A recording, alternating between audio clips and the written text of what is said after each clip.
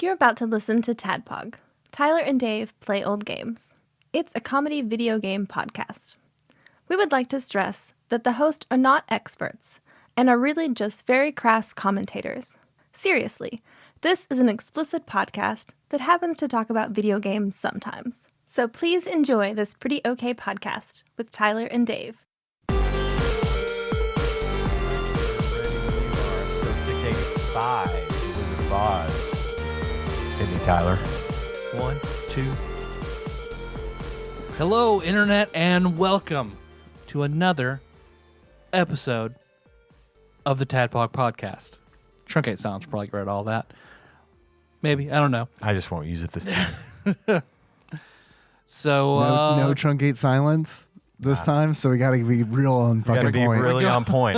I'm tired of doing we're that. going in raw. Yeah. I mean, it usually only takes like what, 2 minutes out? Nothing. Yeah, It's not even 2 We're minutes. pretty good, but it's usually when I'm like, hold on, I need to flip through this book for 30 seconds. Ever since I've been editing the show, I've had one or two where it's been like X length, and I'll run truncate silence on the file, and it'll disappear off my screen because like I'm at the end of the track, and so much of it has just disappeared. So, but usually it's not a big deal. I have to be really careful about it on the Scott Pilgrim episodes because it will cut out Nicole's dialogue entirely.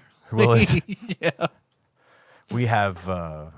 I made the mistake of trying to run it after putting everything together, and it'll take like this, like the transition music and stuff. It like cuts that completely out because it doesn't hear it. So. Yeah. But I'm good at it now. Let's just trust in it. Just let it do it at once. You know what I mean? Fuck it. Fuck the This is- randomizer. I, We're for bowing one, to welcome our truncate machine si- overlords. Yeah, this is We're art. bowing to truncate silence now. So, yeah, Tyler and Dave and Ian is silent, play old games. We do play old games. So this week we decided to, I guess the way I look at it, because when we first started doing this, we heard about, I don't know, I could remember 7 clearly. 7 horrible SNES games were the one, like every list, every person, like 7 games that everyone said were like the worst fucking things in the SNES. We've done most of them. So we're doing another one today in The Wizard of Oz. Do you remember the other ones that were on there? Shaq Fu. Okay. We've done Shaq Fu. Just Shaq Fu early. We did real early, yeah. Bay's Kids. Uh-huh. Lester the Unlikely. We haven't done that We one haven't done yet. Lester. Wizard of Oz. Uh-huh. Bill Lambier's Combat Basketball. Uh-huh. Yeah. And Pit Fighter. Okay, we haven't done Pit Fighter I thought yet you did either. Pit Fighter before. Not yet. No. I've never played Pit Fighter. I've heard all about it. Played it in the arcade a bunch, but I never Oh, yeah. played it on the SNES. Played a shit ton of it in the arcade at Mr. Gaddy's on South Yeah, Side. it was a cool game because it was the first one that really did like real looking people in it. Because whenever The Simpsons was full, I would play Pit Fighter. Well, I have plenty of notes on Wizard of Oz, so we'll have a lot to talk about, I think. Great. Yeah. Before we get to all that, though, what you guys been up to? I've been watching a lot of shit on TV. What? I know this is new. You feeling okay? I know this is new. I know I haven't been All right, feeling myself. Give me fodder for the show notes. Oh, there's plenty of it this week because as of the date of this airing, which is the 26th of October, we are rapidly approaching what is my Armageddon. second favorite holiday. You're not wrong. The midterms are coming up on us. Armageddon. No, Halloween is right around the corner. And I've been more into it this year than usual. My son does this thing every year where he does his own sort of 31 days of Halloween and picks a different movie that he's never seen, like a horror movie or a thriller type movie that fits into the season. And he watches one every day. And we've watched a few of them with him, but I have some honorable mentions for this season that I would like to talk about, nay, recommend in some cases, if you would indulge me. Of course. Seems to be a segment now, what I'm watching. I don't know. Because Ian's, I don't do anything. Ian's horror hole. I don't do Ian's anything horror interesting hole. except watch TV and play video games. So, first thing I want to get out of the way, this is not Halloween related. Yeah. I'm still watching The Office. Okay. There are Halloween episodes of The Office. There are Halloween episodes of The Office. Strangler. I'm not there yet, but I'm close. Okay. I'm enjoying it a lot, actually. Good. I'm glad. I've gradually kind of gotten over my Schadenfreude fear, you know. It's a good show. I get it. I'm enjoying it immensely. So I'll report back. Hopefully, I'll probably be done with it by next week. So we'll see. I don't know. But I have 2 huge crushes on that show now. Well, I've had a crush on Mindy Kaling forever. But it's not her. It's Phyllis and Bob. It's Phyllis and no Creed, actually. Yeah, I got a crush on Creed. I get It's it. hard not to because I get I'm it. kind of like him. Creed's pretty much. He's one of those where it's like he's a great spice because Yeah. it's like I never wanted like an episode about Creed or anything like that. You know, But they always just throw there's just Creed enough. in, just a Just little, enough. one little like 2. He says 2 lines, and it's like that's enough Creed. That's a perfect. It is, and his stuff is so well timed and well delivered. It's impeccable. I just finished Disco Cafe, where Michael uses his office space downstairs to have a disco. Yeah. Creed donates his mirror ball. He says, "This was hanging on my rearview mirror, but I believe it belongs in here." And Michael takes. He's like, "Oh, that's great." And Creed's like, "Now I'm not going to be able to see who's behind me, but that's fine." Just shit like that perfectly. But anyway, I'm crushing on Mindy Kaling, and Holly. Oh yeah, sure. Michael's love interest, Holly, is my jam. Yeah. I love that woman, and I love how because she's in No Murders, Only Murders in the Building too. Yes, she is. Yeah. And I feel terrible that I'm not aware of her name right now. It skipped my mind. Holly from The Office. I think Holly is from her The Office legal is name. her legal name. From the is her middle name. Right. The hospital, they don't even question it. Nope. They're just like, you wrote it on the sheet. Oh, you're Holly from The good. Office. That's fine. No, she's great. I'm sorry, Holly from The Office. That's fine as my mother. Right. That's my maiden name. But I'm crushing hard on Holly, and it broke my heart. So far, my heart has been broken. I don't know what's to come, but I'm enjoying the show a lot. So I just wanted to do an office update. Now, to the Halloween stuff. Yeah. Hellraiser on Hulu is a new show? It's a remake of it's a movie. It's a movie. Okay. It's on Hulu now. It's just as Clive Barker, who did the originals, Yeah. put it. It's a reconfiguration. Okay. It's a reboot, but it's way better than the first one. It's actually really super good. I enjoy the first one a lot. I like but the first one, It yeah. didn't make. I don't know. I felt like they didn't give us enough of what was driving the whole Cinnabite thing and the puzzle box and what the. I didn't even know what they were called until a few episodes ago. Right, exactly.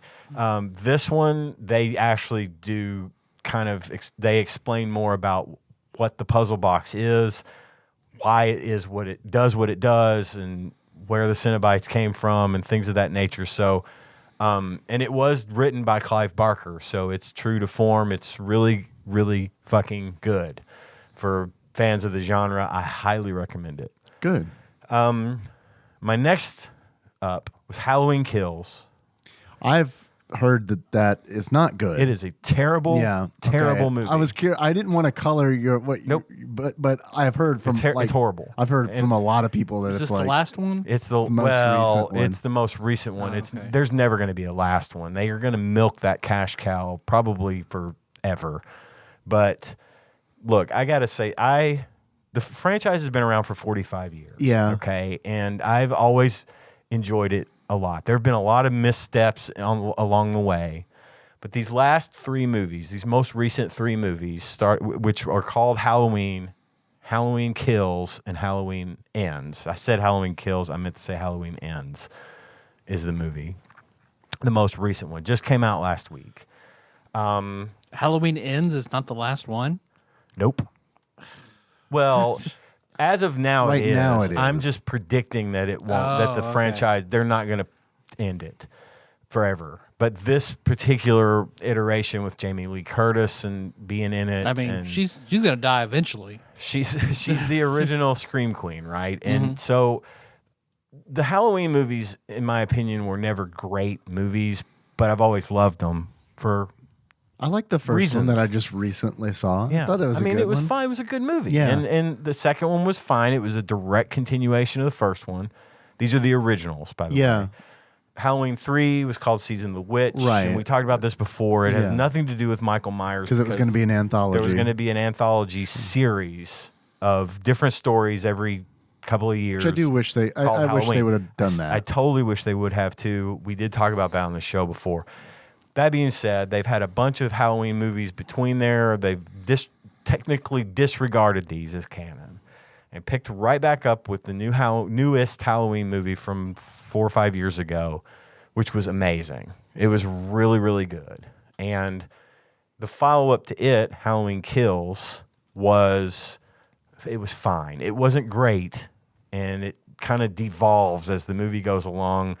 It stops being very enjoyable, but it's tolerable. It's fine. Mm-hmm. This one was supposed to be. I fell for the hype. It was supposed to be the finale, the end all finales. It was going to be this amazing, awesome movie. And again, I am guilty of coloring people's opinions by stating my own right now.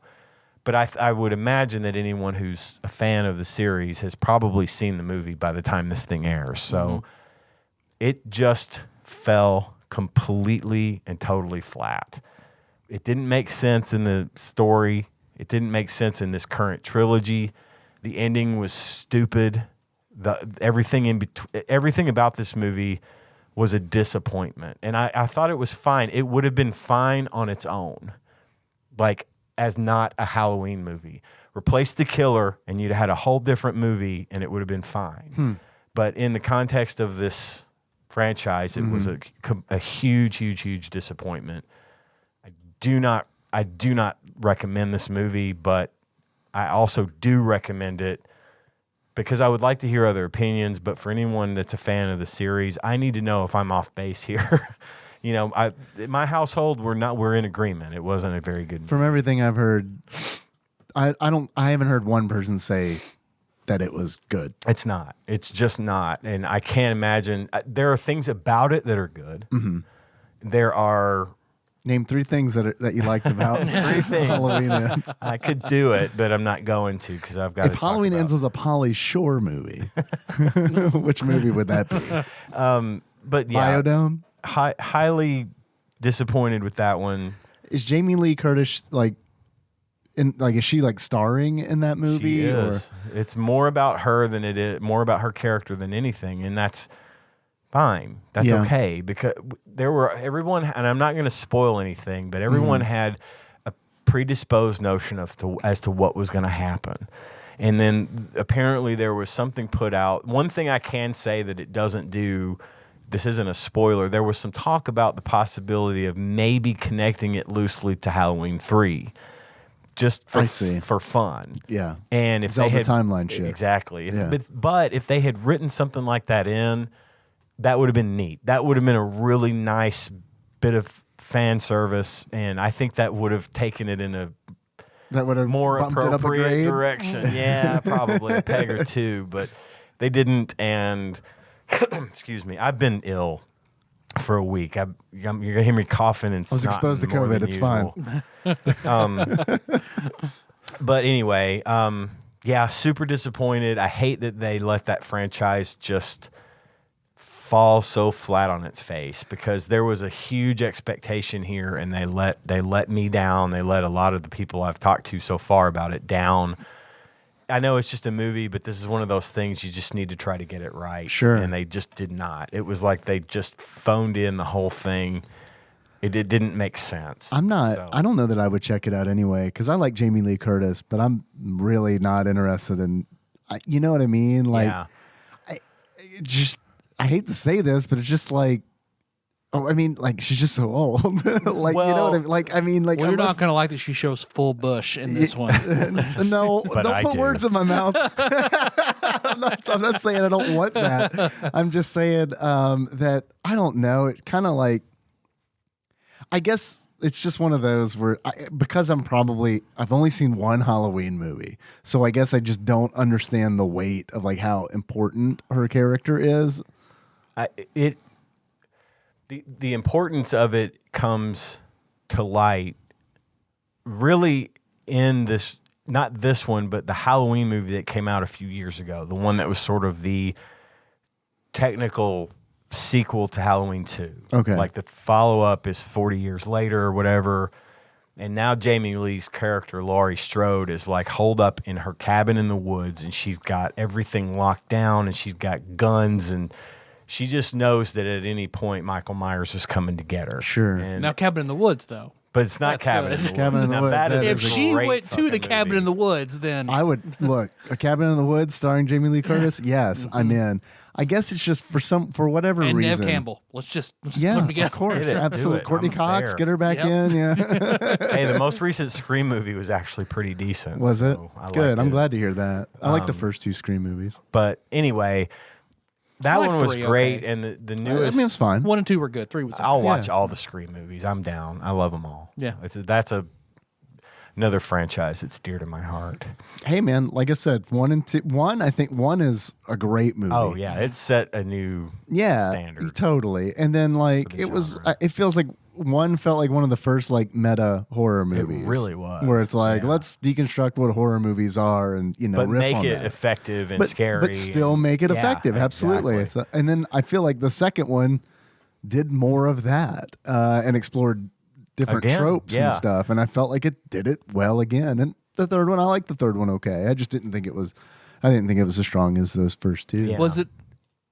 Am I right in remembering? I remember somebody talking about how in the first one, Drew Barrymore thought the phone was disconnected, so she keeps dialing 911, but it wasn't disconnected, so 911 like eventually shows up on set. No. Oh, no. I didn't know that. No, Like, I don't know about that.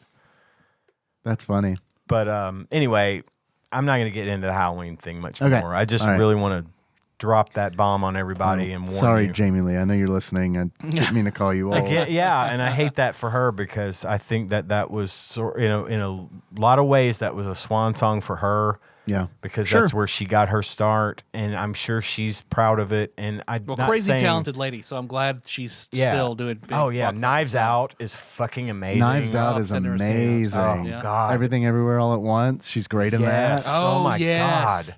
So With- Jamie wrote a- Lee, with the hot dog fingers. Very Uh-huh, good. uh-huh. Very good. She wrote it. Yeah, they got that. They got that, Love that. episode, Love from oh my God, Tim get this, my butt is on a moose. What's Tim Green? Tom Green. Tom Good Green. Lord. You gotta give me a minute. You gotta give me a minute. You'll work up to it. Hey kids, touch your balls so you don't get cancer. Yeah, yeah. Right. Tom Green. Exactly. Didn't he have sausage fingers at one point? Probably. I remember. Daddy, would you like some sausage? Oh Yeah. my God, yes.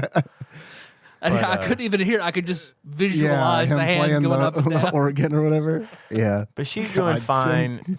She's call him Tim Dunnigan.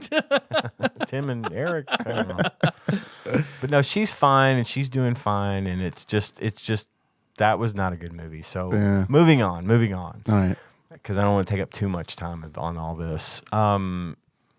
We watched an unbelievably and surprisingly good movie last night on Shudder called Deadstream.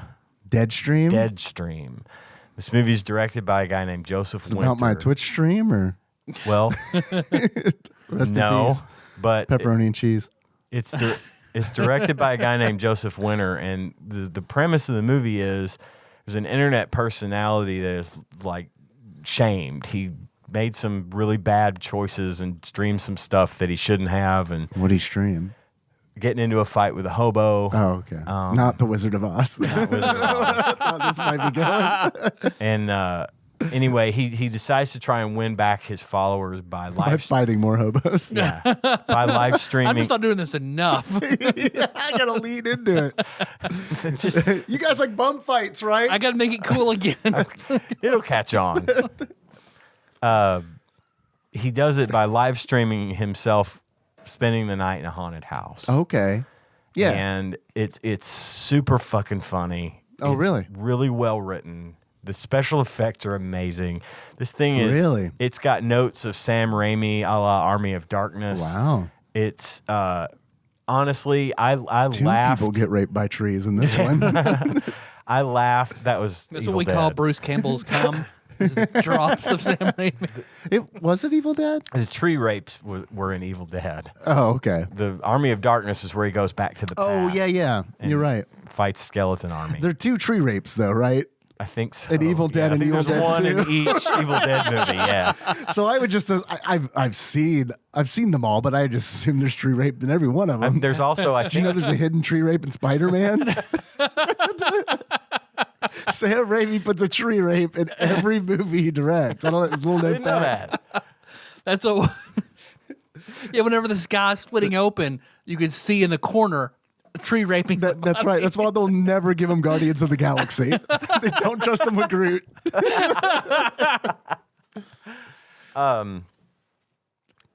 This one quickly joined the ranks of one of my favorite horror movies ever. Deadstream. It's right up there with Cabin in the Woods. Damn. I highly recommend Damn. this All right, movie. I'm gonna check this one out. Deadstream. It's a great film. The guy that directs his name Joseph Winter. He also is the main character. He's the guy doing the streaming. Okay. Highly recommend that one. And then we watched the VHS series. Have you seen these movies? I wanted to. They were streaming for a really long time on, I think, Netflix, and then I finally one day was like, I'm gonna watch those, and then they were gone. Yeah, now they're on Hulu. Okay, they're on Hulu. And now. one of them is on Shudder. Okay. The most recent, and there's a new one coming out. Would have by now come out last Friday. Or would that be the? Oh, This Sorry, go this ahead. coming Friday, which is last Friday to our Time travel, listeners, man. You do the algebra. yeah. right? Is VHS 99 is what it's called, and that is a great series. It's an anthology. I've heard it's good. Yeah. Each episode, it's found footage. See, It's yeah, I didn't know it was an anthology. Then when I found that out, I was like, "Oh, I love anthology horror. I want to Yeah. watch this." And then it was gone off Netflix. So I'm glad to hear it's on back Hulu, somewhere. and you can definitely get them all. We watched them all. And then the last thing I watched is another Shudder movie called Host, or The Host. And it's about a Zoom meeting in early COVID times where this one woman and her friends get together on a Zoom meeting with a woman who tries to help them do a seance, and it goes horribly wrong. I've heard about this movie. So Pretty I think good. The host is also the Stephanie Myers. After she wrote Twilight, she wrote The Host. Really? I Oh, think really? That's another book, yeah. Okay. So this is the horror movie. The Host. Well, this one it's good. It's all done in a Zoom meeting. The whole Yeah. movie takes place in a Zoom meeting, which was pretty cool. Zoom by name, Zoom, as in the, like it would, like you can see Zoom, yeah, like sign yeah, up. it on is Okay. the actual Okay. app. You know, like room space or something. You know. It would be room space. Yeah. Wouldn't it? We had already seen it, but we rewatched it, and it was neat because when we first watched it, this was in the hot. We're all working from home. We're all doing everything over Zoom and Teams, and it was neat to watch. At one point, one of the meeting participants, some things happen, and she decides she's going to go help. And in the panic of all the stuff that's going on, she still manages to get her mask on before she leaves the house. Good. So very aware. But yeah, another really good movie. And so by the time this comes out, it's not quite Halloween. So check these movies out. They're great seasonal favorites of ours. So I hope you all enjoy those too. Did you say that was on Shudder as well? Host is on The Host. The Host. The Host, not Host. I think there's like The a Host. Korean monster movie called The Host as Okay. well. That's not the one I'm referring to. Right. Yeah. but, Yeah. But that was a good one It too. is on Shudder, and it's short. It's only like an hour and 20 minutes long. Gotcha. It's an easy watch. So it's like a webinar. They want to keep it real. Exactly. Keep it real pertinent. So yeah. For everything but Halloween ends 4 stars. Wiz and Sage says check it out. Have you seen It Follows? I have seen that. I saw it it's one of those where I wanted to watch it for a really long time, and then I saw it on one of the streaming services. Yeah. I don't know which one it was. it's I'm just just out flipping there, through yeah. it. It's streaming somewhere, and I was like, oh shit, yeah, I meant to watch that. It's a good movie. And I watched it, and I liked it, and then I was like, how long ago was that? And it was like, oh wow, because I mean, it was like 6 years ago or something like that, which doesn't, I guess, seem like that long ago. I qualify that as recent. Well, I have to, yeah. Otherwise, Yeah, otherwise I lose my the The mind. video game we're playing from '93, so yeah, 6 years ago. Yeah, it's recent. pretty good. Yeah. But yeah, I thought This it is was the cool. one where you have to pass the curse on to somebody. Yeah, it's and then once you've done that, you're cursed, and then you sleep with somebody, and then they get the curse, and yeah, you pass it on. It's like STD, but in ghost form. yeah, and then so after you've passed on the curse, now there is a slow-moving entity or person or something always following, Always always around, and they don't move fast, but they don't ever stop moving. Right. And they'll come get you. Yep. Yeah, good movie. Yeah, I thought Well, it if was they really got good. him, would the curse be broken? No, Because he can't fuck anybody then else? if they get if they get them, the previous person, get the previous they go one. after the previous, and then it they starts just going follow back. the chain back. Okay. Yeah, Which was cool. I thought that was know. an excellent explanation. I It's know. it's not that easy. It's cool. Can't Yeah. just tie up your person you caught that gave the curse and let them get killed. No, Yep. then that means it's your problem again. and they do a really good job of make some really creepy stuff that it's you might not notice. It's one of those where you have to be paying attention to it because it that follows will take different forms. So you'll never know what it's going to look But like. usually they're like in one scene at the very beginning of the movie, the thing following the person that gets it past is a naked woman, just a naked woman, but she's under a highway overpass, walking very slowly, naked towards you. So at that point you're like, something's not right about this, Right. But later on, it could be some random dude in the park, Right. that just is, you're not paying attention. Suddenly now you've got this guy walking towards you, and then you remember, oh fuck, I'm cursed. I need to probably get away from that guy. Yeah. So, It's cool. It's a cool movie. I liked it. I liked it a lot. It's not like a jump scare kind of movie. No, it's a slow burn. But it's real it's eerie. tense. It's tense. tense. Yeah. It is tense. Yeah, yeah. That's a good way of putting it. Yeah. Yeah, jump scares just feel like cheap. Yeah, I love a good jump scare, but the problem is you get jump scared so many times, you kind of expect the jump scare. Yeah. You can see how the shot's set up, and it's oh, there's going to be something's going to pop out right there, and you can kind of play it. But I like it when directors play on that, where they're we're just going to leave this empty space where you feel like something's going to pop out, yeah. and nothing does for the whole scene. They got and you then, all tensed up and ready, and then nothing happens, yeah. which is almost worse. I know, it's great, and it pays off later. Yeah, it does. Yeah. So One of the movies I mentioned, I won't say which, has a fucking amazingly good jump scare in it that got me. Yeah? It got me. I love it when it's so rare, it's but- rare to get me Yeah. because I'm usually paying attention and I see it coming, but Yeah. that shit fucking got me. I love watching movies with jump scares with Nikki because it doesn't matter how it doesn't. She'll know it's coming, but when it happens, it still gets her priceless, every yeah. time. Yeah, it's pretty good. But that's all I've got. What about you, Dave? What have you been up to, my man? I went to California, to Newport Beach for work. California. California. They know how to party. I hear. They were definitely. I was in the third. Katy Perry says something about the girls over there as well. I'm not sure. David Lee Roth is a big fan of the girls in that state. Yeah. In fact, he wishes they all could be girls from that state. I mean, the East Coast girl. No, I'm not gonna. Please, God, I was gonna do it with you. I remember that's all Brandon of Axelay's fame's girlfriend in high school talked about was moving to California Yeah. to the point it about drove him fucking crazy. Oh, I know it did. And he used to do an impression of her saying California that was also a blend of the kid from The Wizard doing it. That's what he likened her to, was the kid from The Wizard. You know where she lives now?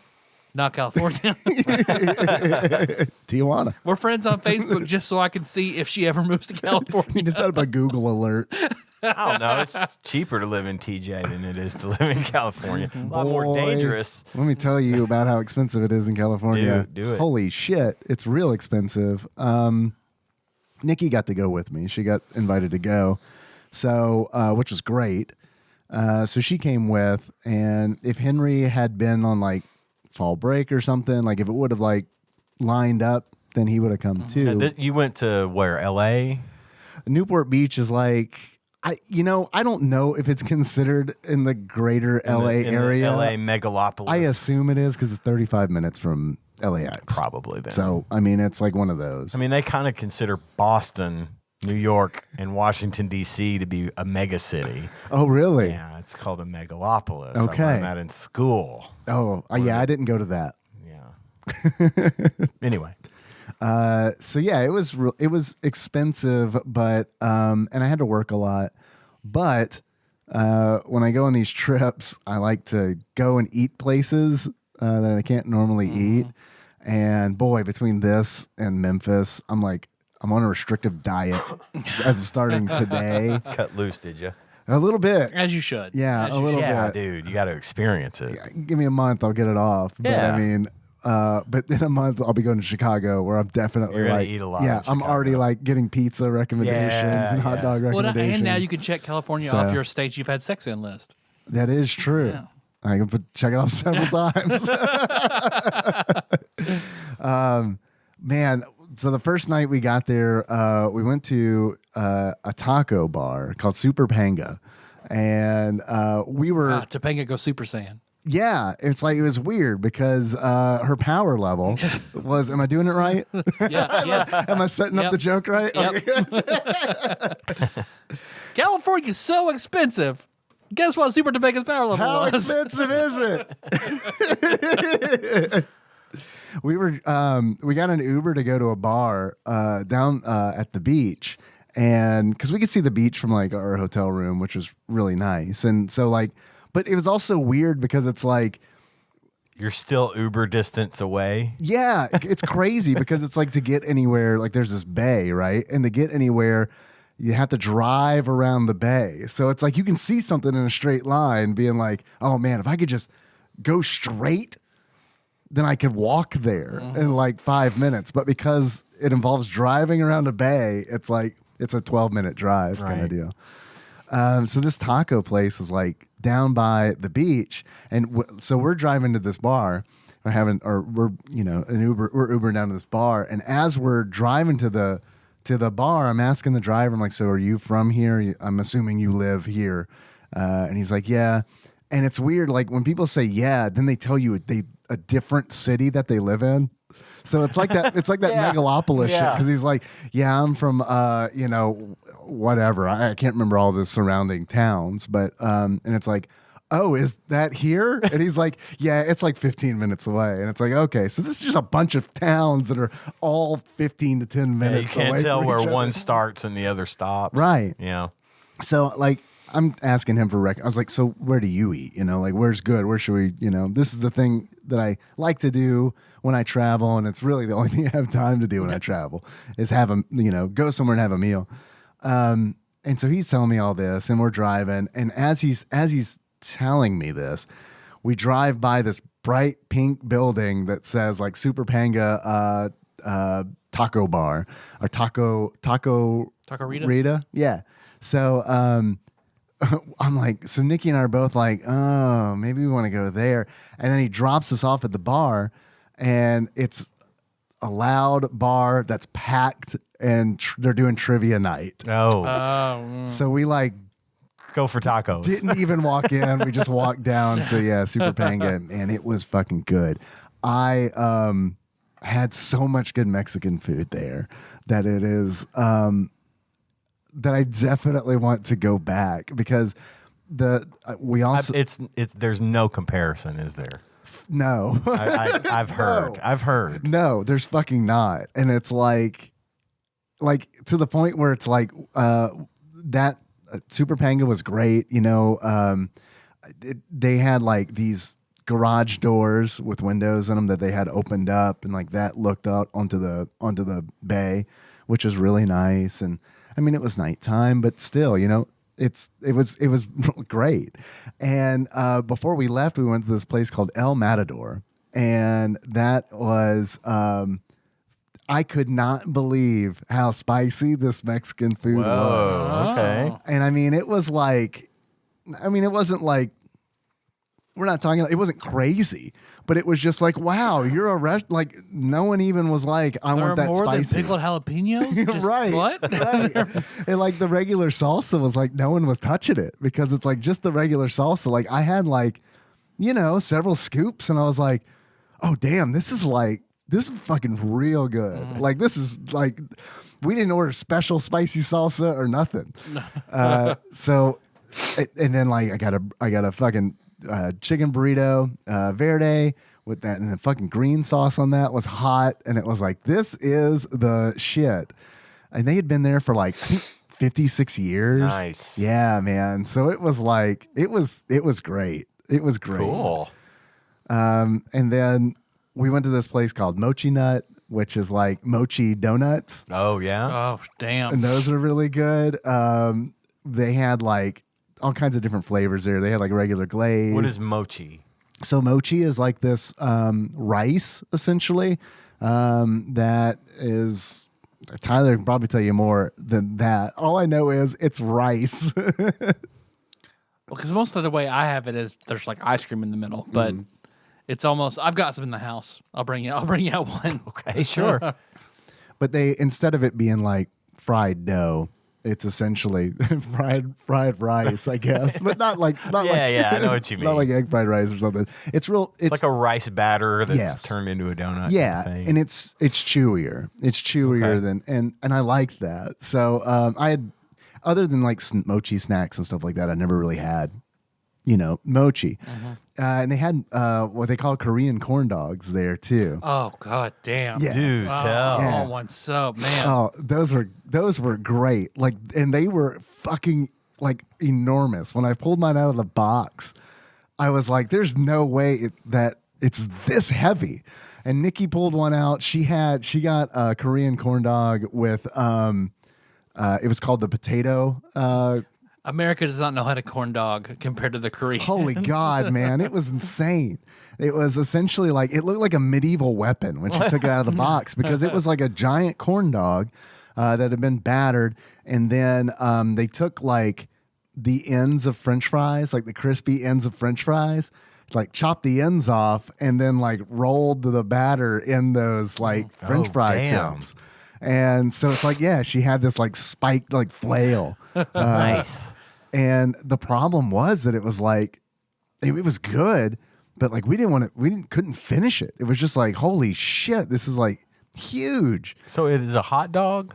Yeah, it's like a corn dog, but like, it's a corn dog, but there's actual like a hot dog in it. yeah, there's Like yes, traditional corn dog, only done better. yes, or you can, instead of a hot dog, you can substitute mozzarella, Ooh. or you could do half and half, which is half mozzarella, half hot dog. Oh, I'm in. I'm in So- for the half and half. I wanted corn dog, and I was like, I kind of regretted my decision, because I was like, I'm going to pick the most trash one that's here, but I have to try the flaming hot Korean corn dog. Nice. And it was pretty good until like halfway through, when it was like, this is good, but I'm done with this flavor. Like, tired this of is the like, I'm flavor, tired yeah. of, yeah. Flavor fatigue. Right. Yeah, exactly.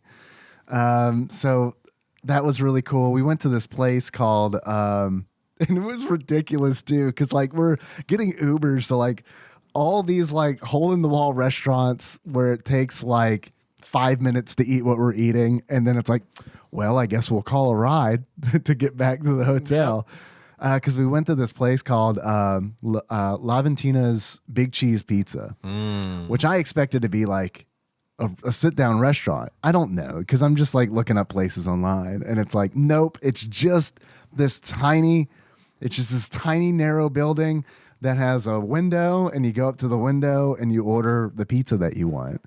And you can order by the slice, you can order it, by the pie.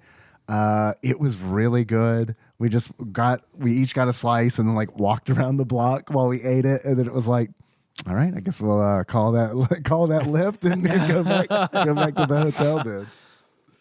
So it was good. Yeah. I mean, God, I love fucking eating at places like that I can't eat at Yeah, man. regularly. I mean, Yeah. it is so like, That's awesome. it is It is huge for me. I know that's a big experience. I love that you're getting that opportunity. Yeah, it's great. And it kind of, I was telling Nikki, I was like, this kind of like helps with my staying in one place for a long time fatigue that I get, because as a kid, you know, every 3 years we'd move somewhere. Right. So it's like, when we've been in this area now for a long time, and it's like, so, and this happens with my mom too. Like every 3 years, she's like, yeah, I feel like I got to be like doing something. I got to like go somewhere and do something. So this has really been helping with that. That's great. Because it's, I guess, is what people who take vacations feel like. Because like when I take a vacation, it's like a day here, a day there. We don't ever go anywhere. And like, and if we do, it's for like the weekend or something, you know. It's not very rare. It just has never happened since our honeymoon, where it's been like, we're going somewhere for a week. And that's it, you know. Yeah. Ever since then, it's just been like, I'll take a Friday here. I'll stretch out Labor Day weekend. Yep. Or like Dragon Con, you know. But that's, you know. But now you're getting paid to go places and see things that you, but you still get to experience the new place and the food and all that good stuff. Yeah. So it's nice. I try to take advantage of that, you know. There was this pot pie restaurant that we went to that was really good, called Pop Pie Company. And I was a little disappointed, because like in my mind, a pot pie is like a little crust, and inside that is like a meat pie, but with stuff in it, right? With like corn and peas and like fixins, all the fixins, and some goop. There has to be goop. Yeah, of course. Pie. So I was like, fuck, man, they had all these different like kinds of pot pies, and it's like this fucking pork, green chili, like pot pie looks amazing. You know, there are more ingredients than that, but like those are the big ones where it's like pork and green pepper. Yeah, let's do this. And then I get it, and it's like just pork. And it's like, I thought there was supposed to be stuff in here. They just marinate it and that stuff. But I wanted I wanted the fixins, you know? So it was still good. And then they had like an ice cream shop that was next to that called Stella Jeans. And they had like s'mores ice cream where they like put charcoal in it to make it taste more like you cooked it over a campfire. Yeah. Yeah, it was wild. It was awesome. It was good. Sweet. I'd love to go back sometime and just eat some more stuff, because I definitely I didn't go to Shake Shack, which I wanted to go to. Nikki hasn't been to In-N-Out, so it's like, oh, we're going to In-N-Out because I want that again. And those are two that just didn't happen. Yeah. There were some fancy fucking Mexican restaurants that I found that we didn't go to because it's like, we don't have the appropriate clothing. Yeah, right. Yeah, exactly. To go to a Mexican restaurant, which is like, that is not how it is here. You know, we don't have a fancy. They'll throw you out if you're dressed too nice at shorts. Our places. That's fine. That's all you need. Yeah. You're gonna need to put socks on with those sandals, sir. So it was cool. Awesome. I played some River City Girls on the Steam Deck on the way back on the flight. Right. Battery held out. Nice. For the flight, so that was nice. Oh, I need $800, by the way. Just to anyone that wants to, for whatever reason, throw me random $800. I will take that money.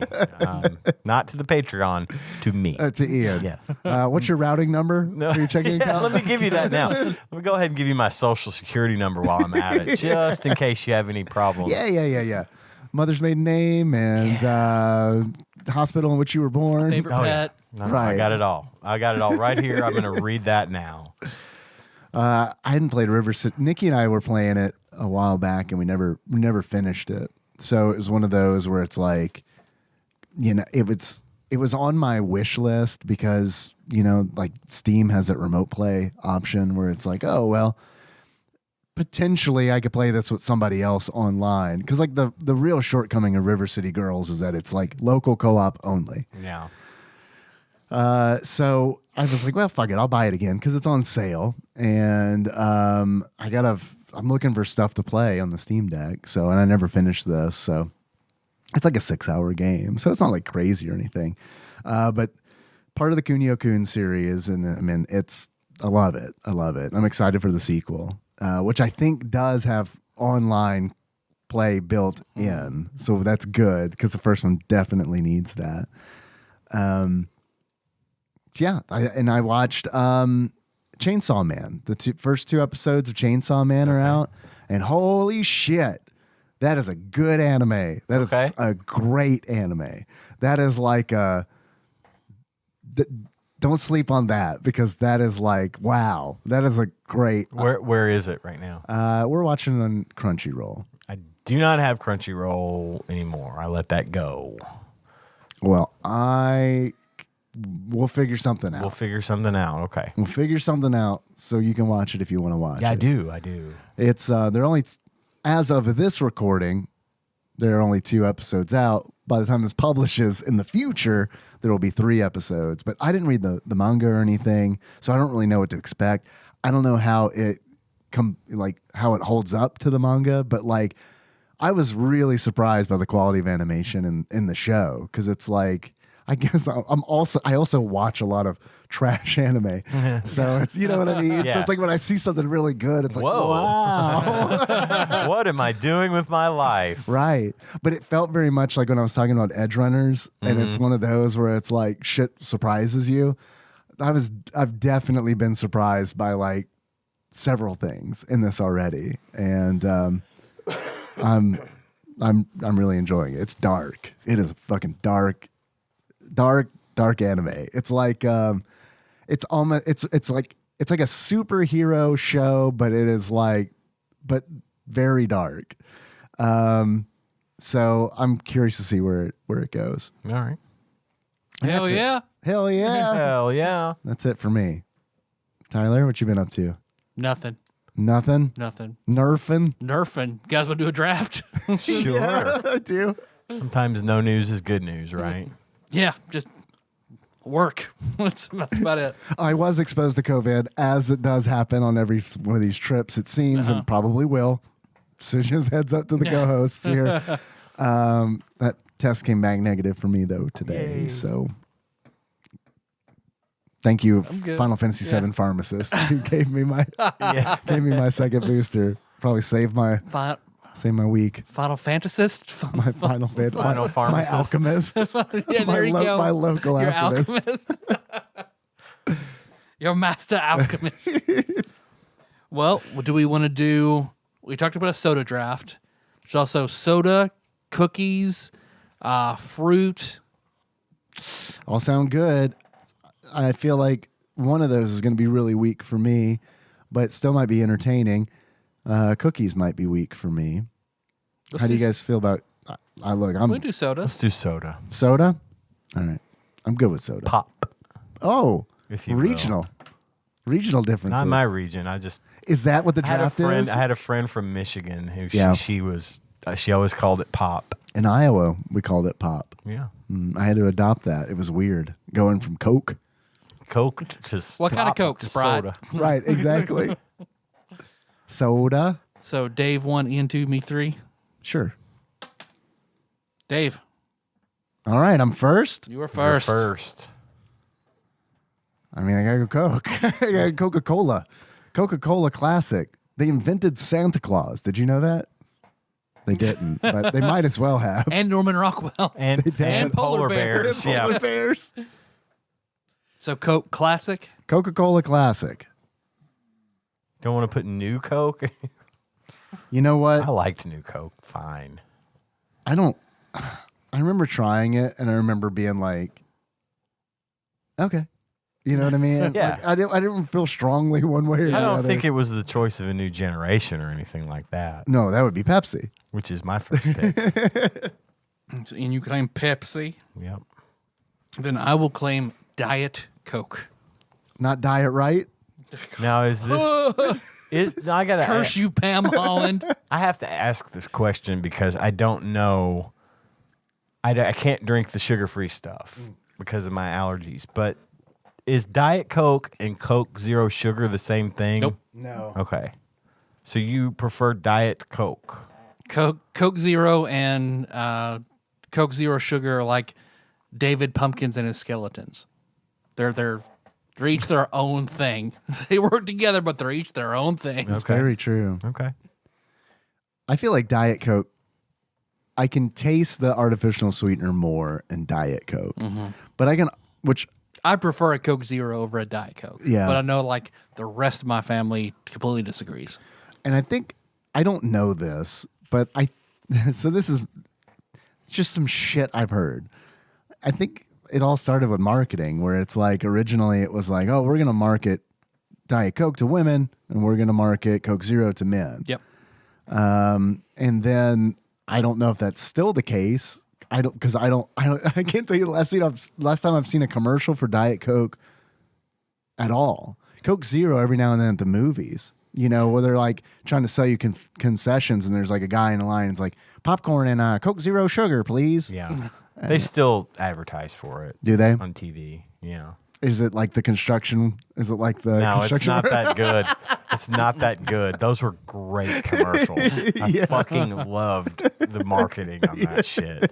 And it worked. Yeah, of course it did. It's memorable. Well, it's funny because, Diet Coke, if I'm not mistaken, originally when it came out, we were around when Diet Coke came out.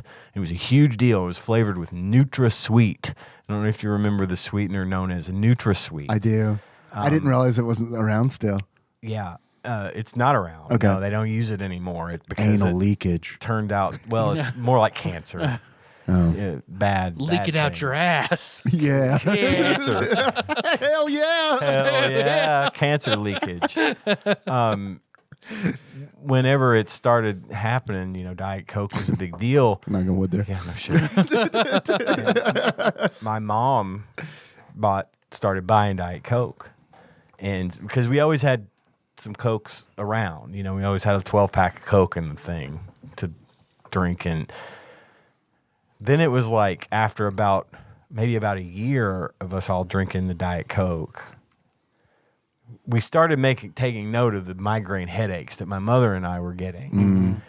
And especially I wasn't drinking a lot of it because I didn't care for the taste. But if it was all there was, I was drinking Just some. for the taste of it. Just for the taste of it.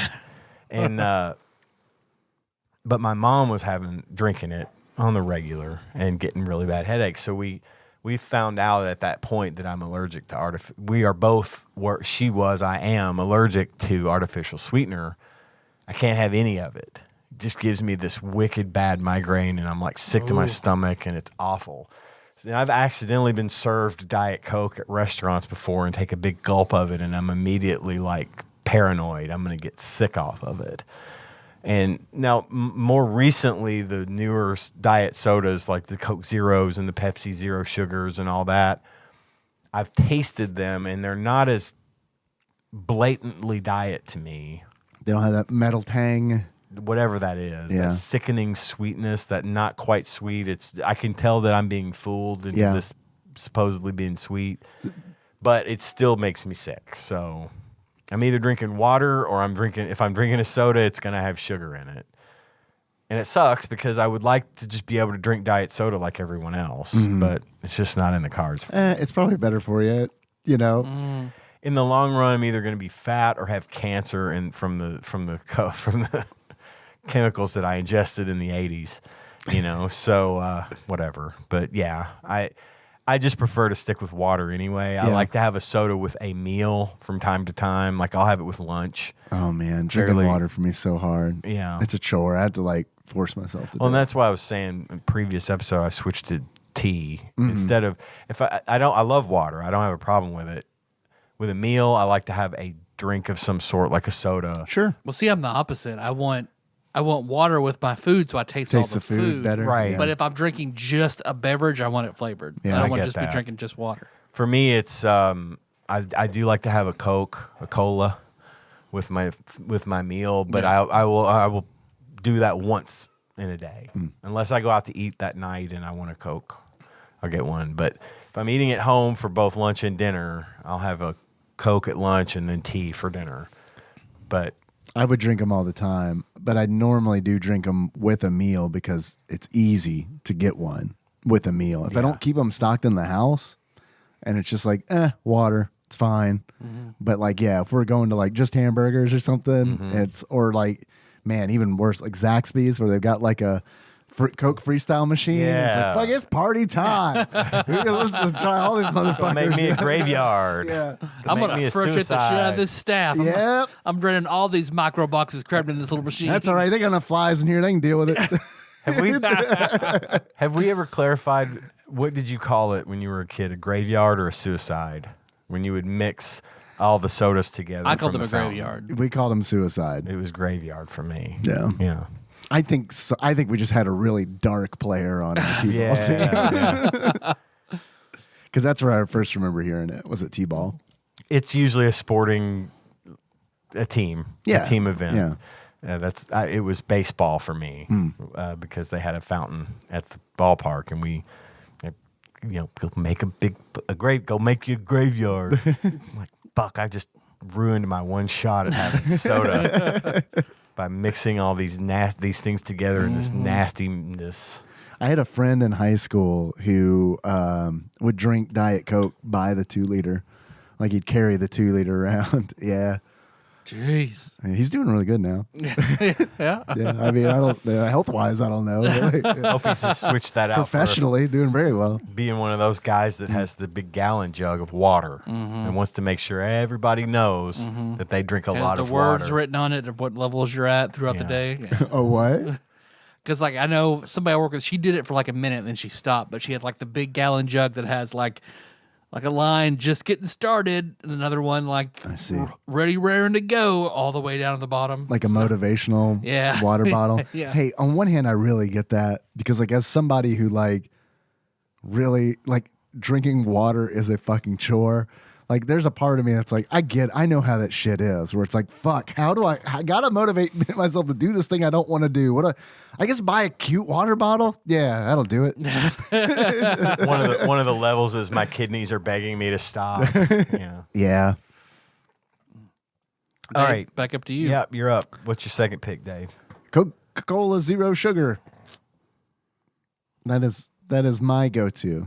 You're gonna have a hard hitting list today. I have it's like playing fantasy football type of thing. You don't want to just pick the players you like. Sure. You want to pick what wins. Strategize a little bit. But when we do these drafts, I pick shit I like and hope. Yeah. There's been a bit of a discussion today on the Discord about cereal from last week. And I think that's a perfectly cromulent way to do it. Yeah. Because you know what? There's no prize for this. No. Other than the beautiful conversations. In that this we have with case, one I'm going to another. pick what I pick, and I find that a lot of my picks get support. I've been supported on my Raisin Bran stance. Yeah. Heavily on Hey, the man. Discord today. Raisin Bran's great. It's great shit. So anyway, sorry. Go ahead, Tyler. You're up, my man. No, you're up. I'm 3. I thought we were going clockwise. Well, Is it my turn? I guess I did. You went second last I time. Yeah, you were I Pepsi. did jump Yep. line, so we'll just No, go that that's way. fine. We're good. Points will be deducted at the end of this draft. My second pick is good old Dr. Pepper. Dr. Pepper, it's strong. We talked about That's this strong. in detail. My Dr. Pepper problem. I put it DPP. down. My DPP. Mm-hmm. I put the Dr. Pepper down for a while. So we're good there. But yep, Dr. Pepper.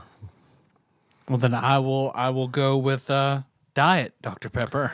All right. Another solid choice. I do very much like the taste of Diet Dr. Pepper. I wish I could drink it. There's also, have you had Dr. Pepper Zero? That's also, yeah. I've heard of it. I don't know that I can. That one, I'm not sure I could tell you which is which. Those are very, very close. Yeah, that's why. Like way Pretty much different the same than for me. Coke Zero and Diet Coke. Yeah. Like those, I could definitely tell you the difference, unless you start introducing like copious amounts of ice. You know what I mean? Right. Wow, I thought that I wasn't going to get this one. I'm going to go Mountain Dew. Okay. Not like one of my favorites, honestly, but I do feel like Mountain Dew is a crowd pleaser. It is a crowd pleaser. I know a Yep. lot of people who are super into Mountain Dew. All its different flavors and variations. Do the Dew. Yeah, do the Dew. Since I imagine I have to just pick one, I can't, Right, you're not covering all flavors. I'm of going Mountain Dew. classic Mountain Dew. I read a neat little article about Mountain Dew not long ago and how it started, but I don't have enough of it retained in my memory to regurgitate that, so I'm going to avoid doing that.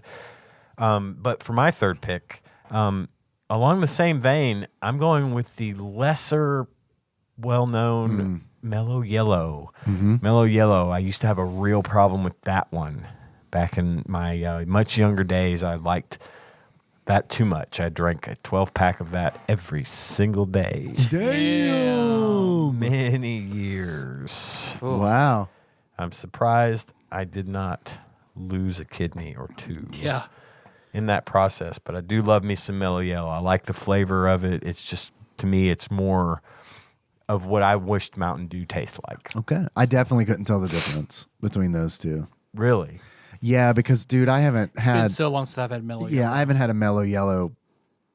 Since Brandon and I were playing Tekken 3. Was the last time I probably had a Mellow it's Yellow. probably been that long for me, too. I feel like it's difficult to come by now. I They don't still see it very make often. it, but it's hard. I don't think There's so many Mountain Dew flavors that Right. crowd the it shelves. crushed its competition. I think you can probably still get it at gas stations at single serve bottle type things, but I never see it in like the store in 12 packs or anything like that. I don't even know. I'm not even gonna say I'm 100% sure they still make it. Maybe I'll go check at Walgreens where I found the Chunkies and see if they have any Mellow Yellow. Try have me a There Mellow you go. Yellow. I'll go for my third choice, but I feel is still a very strong choice, but also my favorite soda growing up, Okay. which is Cherry Coke. Cherry Coke. That is a good one. Love Cherry Coke. Cherry oh Coke's my a good God. one. I remember when that came out too, like as a canned beverage, not just you couldn't, Right. You know, obviously you'd go to the soda jerk. soda jerk, Yeah. and get the cherry Coke. But when they started canning it, I remember when that came out, it was a huge fucking hit. Huge. Well, my hit parents in the hated 80s. it. Yeah? Hated it. Like it tastes like medicine. What? They hated it. I remember the can. It only made me love it more.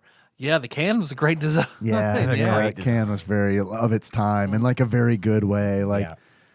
it's weird because I feel like that can is like of its time, but also timeless in a certain way. For sure. You're up. That's Dave. You're up. Dave's up. This is tough. I'm gonna go.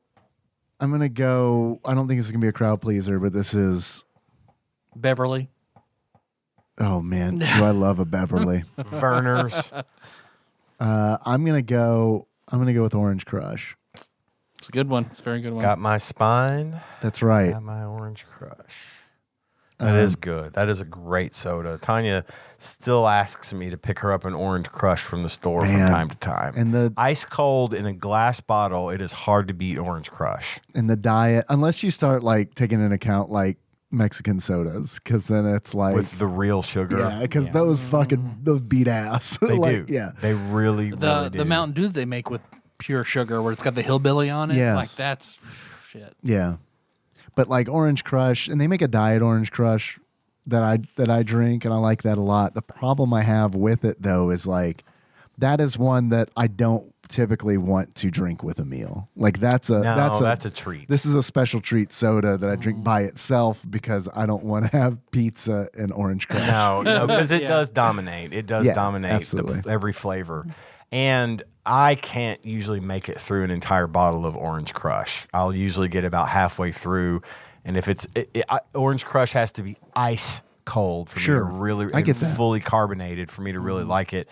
Beyond that, I get kind of tired of it really quickly. So I usually get about half. That's why I like the glass bottle, because it's very narrow. There's not just a whole lot to it. It's like the perfect portion. Sure. So yeah, great. My turn. Yes.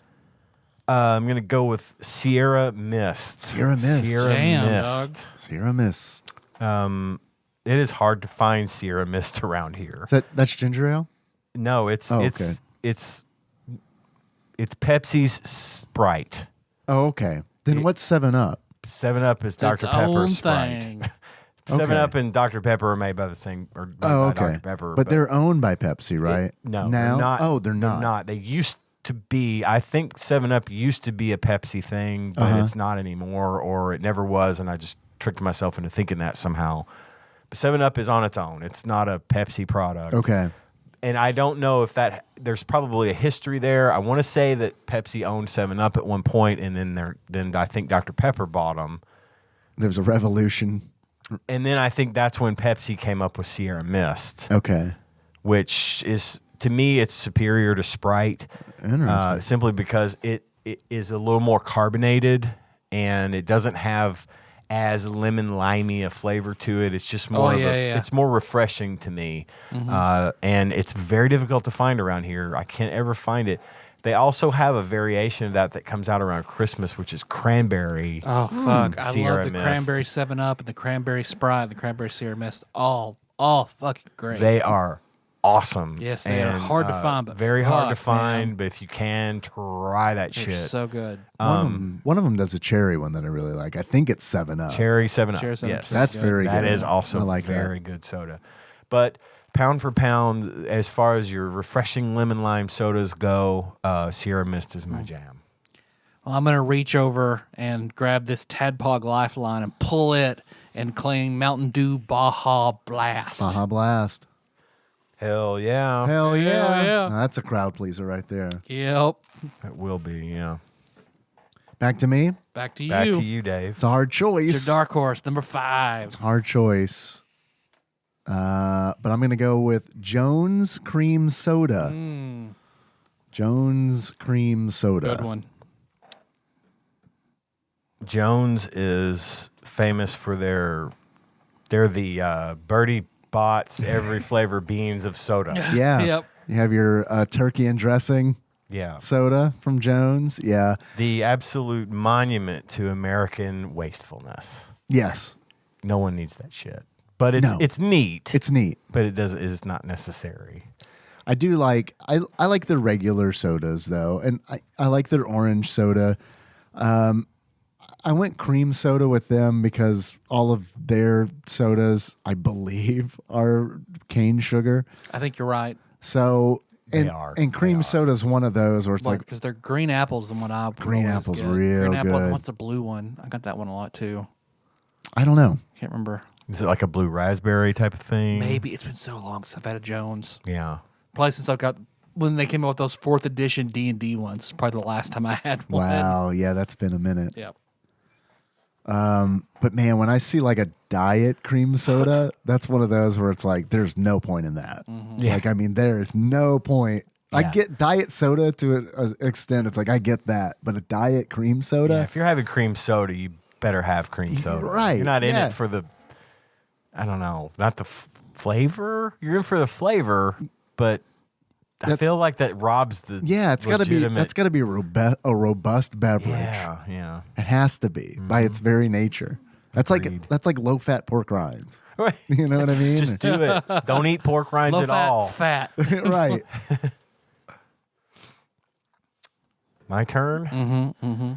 This is tough because I like soda. I like them all. I like a lot of things soda related. I'm probably gonna blow my list here, Oh, I doubt it. but I've got to go. I've got to go back once again to the early '90s. And Tab? to something. You used to be able to drink Tab. Tab was good. Tapping into the Scott Pilgrim game. What? What? Tapping into the Scott Pilgrim game with Oh, your yeah. pick for the early 90s? Yes. Jolt. Jolt. It's on my Jolt list of Cola. all-time favorite sodas. I I've think never they had a still Jolt make Cola. it. It's they marketed it as twice the sugar, twice the Right, caffeine. right. I don't know if that was true, but me and my buddy used to love it. We used to buy it all the time.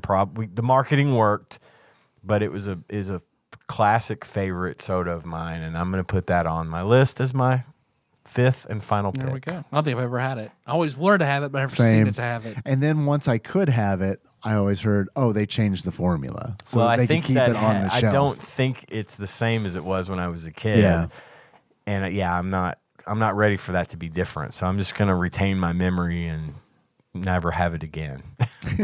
Yeah. But it's on this list, and now it's immortalized. So Well, if Cherry Coke was my favorite soda growing up, then I'm going to go with my second favorite, which I still feel is better than any other soda in its type, is Barks Root Beer. I was curious if a root beer was going to show up. Gotta love Barks. A&W, okay, whatever. But Barks, Mug, right out. now right out. Barks has bite. IBC It's better. IBC was my brand. I think IBC is IBC is good. better than A&W mug. Yeah. I've got a couple of honorable mentions. yeah. I'm just going to Same. throw in. Sure. Dave, it's your turn. You want some do your honorable mentions. I love a vanilla Coke, but I do not like a canned vanilla Coke. So that's why I didn't include it. For me, like a vanilla Coke fountain is very good. Like if you get it like Steak and Shake or something like that, it's very, very good. That's one I cannot have with a meal. Like that has to be by itself. Yeah. Yeah.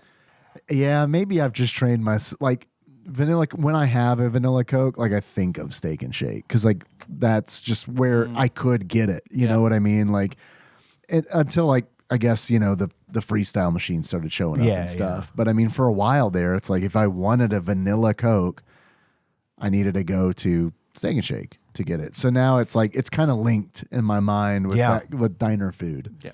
Okay. There's a kid at work who that is his absolute like thing. So during the pandemic when it was super hard to find, like he was very upset all the time. Yeah. So once I happened to find some at like a random ass CVS, I bought him a 12-pack and brought it to him, and he was very thankful because that is absolutely his thing. I don't like the bottled ones or the canned ones. Yeah, I just don't think it's. Oh, totally. I get that. 100%. There's some I don't know enough about it to tell you what it is, but it doesn't taste like a vanilla Coke from, a fountain. Yeah. Any more honorable mentions? Surge, of course. Yep. That's on my list as well. Surge. Surge.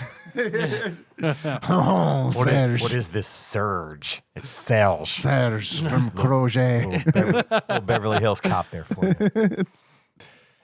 And those are the only real honorable mentions. That Soda Stream, I don't know. People seem to like that. I've never had it. It's so expensive. I know. I've thought about it, but man, it's so expensive. I thought about it too, but it's like, no, it's not going to do that. You got to like install hardware and stuff. No. I have 4 honorable mentions in no particular order. Okay. Sam's Choice Cola is awesome. Really? Sam's Choice Cola is really fucking good. Prove it. I hear Harris Teeter is as well. When Matt Harris Teeter? Harris Teeter. What is Harris Teeter? It's a grocery store. It's okay. It's its own brand. I remember Matt Pat did a big, and I've had it. I had it over in DC. It is good. Harris Teeter brand diet soda. He does like a big comparison of all the diets. What does he think is the best? That beats Diet Coke for him, which blew his mind. But well, I bought some Sam's Cola on a goof just because I was tired of spending almost $7 for a 12-pack of Coke. Yeah. Sam's Choice Cola was $3.85 for 12, and so I bought them. I was like, fuck it. I'll try it. If it's terrible, I've lost nothing except $3.85. I took a drink. I was like, holy shit, this is actually good. It tastes like Coke. And I gave it the test. I gave some to horror priestess Tanya. I said, try this. She's like, no, I hate Sam's Choice Cola. I'm like, no, this is different. It's not what it used to be. And she tasted it. She's like, it's not bad. It's not bad. It's pretty good. So she likes it. It must be pretty close. It's the taste of a new generation. Wait a minute. The taste, not the choice. It's the taste of a new generation. And it's not our generation. It's another one. It's the last choice of a new generation. It has a taste, damn it. It's affordable, all right? It has a taste. My second honorable mention is Dr. Thunder.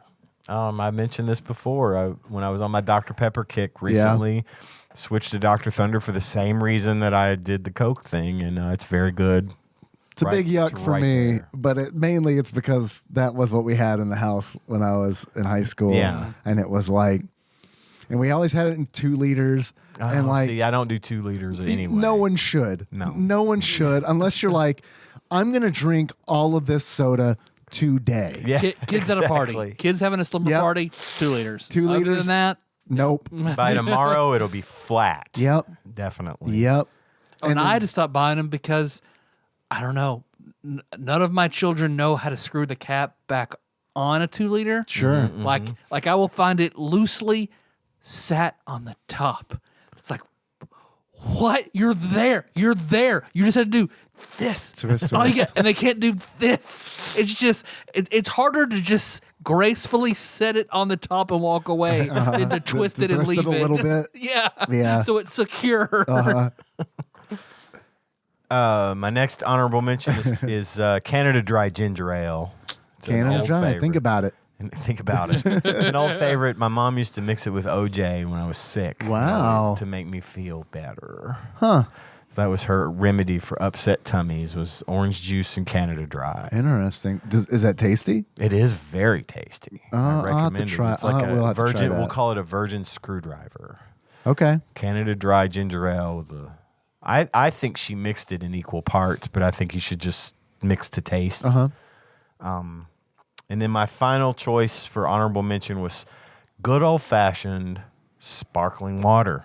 I love it. Oof. I was wondering. I almost said like seltzer or something. Yeah, I like sparkling water, plain sparkling water. I know I'm in the minority here, but I do like it. don't know It about adds, that. it gives me that carbonation, guilt-free carbonation. Sure. So Well, I've just because I've seen it on TikTok so much that a lot of recovering alcoholics drink the shit out of sparkling water because it has the same sort of burn that you might get from alcohol. It So does. like that's why I watched a big thing about a guy who's talking about like all my friends from AA, all of us hanging out, we drink LaCroix like it's going out of business. My wife is the only normie among us. Can't fucking stand it. Yeah. But all of us recovering addicts, yeah, fucking I get that. carbonated Yeah. water. Do you remember being a kid and having soda and like how different it was? Like you talking about the burn of like seltzer water, sparkling water, like just reminded me of like I remember like drinking it when I was a kid and like actually feeling that carbonation like hit my sinuses. Yes. And now it's just like it's nothing. it's just burned out nerve receptors, you know? I might get a good burp. I might get a good Yeah. burp off of it if I drink it fast. God, but I remember that feeling of it like it's coming through my nose, where it's like you get like wasabi Trying to or chug something. it and be like, ah. Yeah. We've experienced that recently. You know, when Cohen was 3 or 4 years old, we gave him his first drink of soda, and he did not like it. He didn't like Sure, yeah, it's it was weird, so the first- jarringly yeah, different. Than yeah. Jenna and Jack anything. hate it. Hate it. Yeah, he will drink now. He will drink Sprite, but mostly he just drinks water. So Henry wants soda, but it's because he doesn't normally get it. Yeah. So I don't think it's he likes it kind of thing. I mean, I guess he does, but it's more of like I have the opportunity to have soda. I better take that opportunity. Yeah. Don't leave soda on the table. If it's offered, to take it. Yeah. I mean, Ken is just like apple juice. You can keep your Pepsi. Give me apple juice. yeah, Man, that were also like talking about like drinking soda for like the first time. Like seemed really weird, but like I remember experiencing wind as a young child and like how like the first time like a big gust of wind like kind of just takes your breath away. You know what I'm talking about? Like I that's do. also one of I know those exactly things. what you mean. It's those experiences that we now just sort of take for granted. Yeah, or it just doesn't really Or it seem to doesn't happen. yeah, it just doesn't feel. It's just not there. Yeah, I remember what made me think about it was thinking about the soda and like I remember taking Henry out for the first he was like 1 or younger, taking him out and there was this big gust of wind and like just the look on his face and it's like I know what you're going through. The breath in your body just fucking left. Like it just the wind just like you can't breathe, can you? It'll be Wind okay. Magic is so powerful. You're right.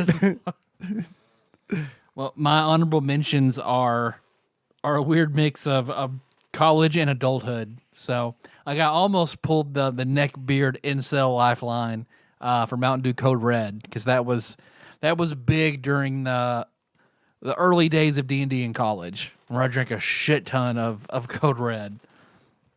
And then Is Code Red still around? Yeah. Okay. Still going. What Code Red and Livewire or what? LimeWire, you mean? LimeWire, yeah. is You mean Napster? Code Red? What flavor is that? Cherry. Cherry. Okay. And then after Code Red, what was into in D&D? Well, balls. Yeah. So much. Drank a lot of balls. Yeah. Guarana. And then, of course, Surge. I had Surge as well. And then my adult one that I love now is Fresca. Fresca. Okay. I abhorred it growing up. Love it now. Okay. What is Fresca? It's grapefruit. Grapefruit soda. Yep. Grapefruit soda. Sugar-free grapefruit soda. Okay. Yeah. I don't know.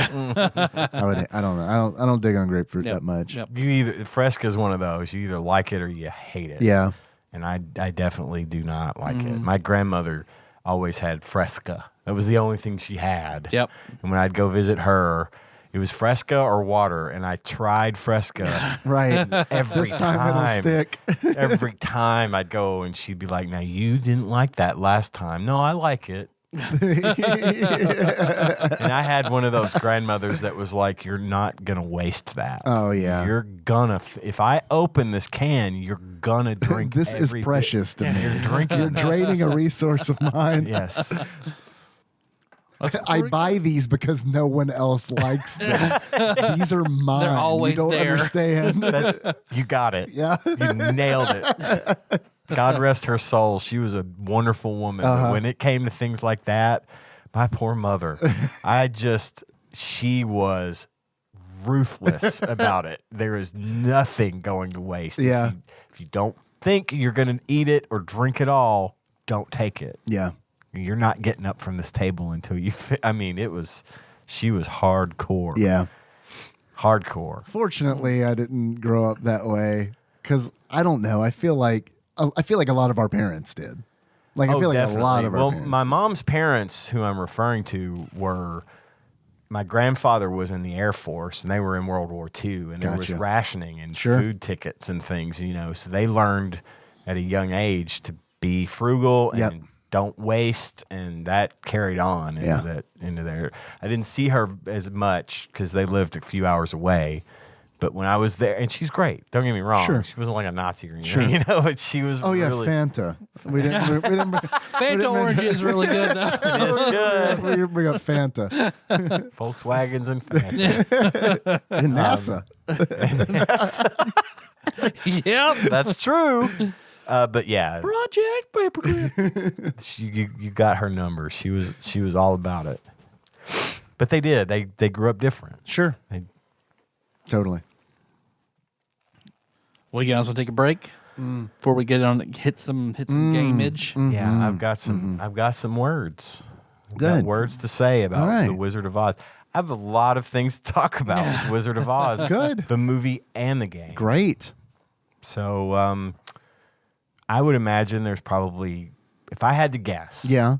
I'd say sometime in the next 10 to 15 seconds, some music is going to play. And then we'll be back to talk about The Wizard of Oz for the Okay. Super Nintendo. Perfect.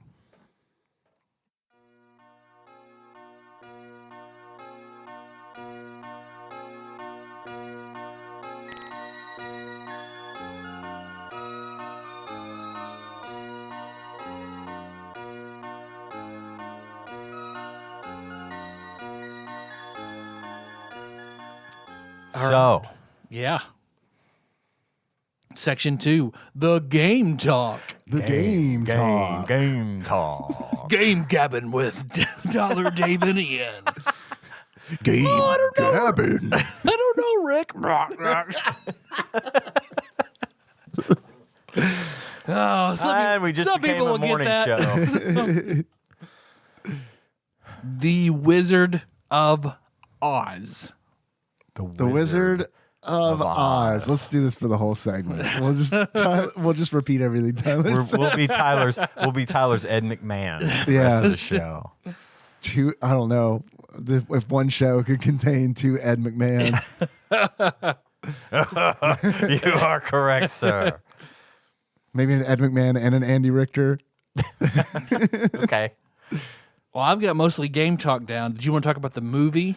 A little. I just wanted to bring up There's a movie? there is a movie.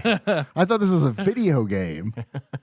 It was a video game Sure, first. They made it after the video game was such a hit.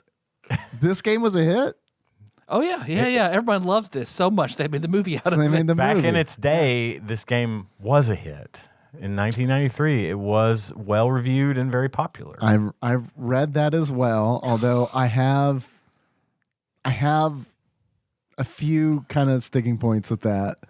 Because it's like, I mean, it was marketed. I well, think whoever wrote that Wikipedia article definitely wanted to I don't know if maybe they got their research from like a YouTube video where a guy was like, listen, this was really popular back in the, yeah. because to me, it's like when I actually looked at the reviews, I was like, Yeah, they're not bad reviews. It was but they're also mediocre not at like best. this is Yeah. like cancel Super Mario World 2, folks. We found it.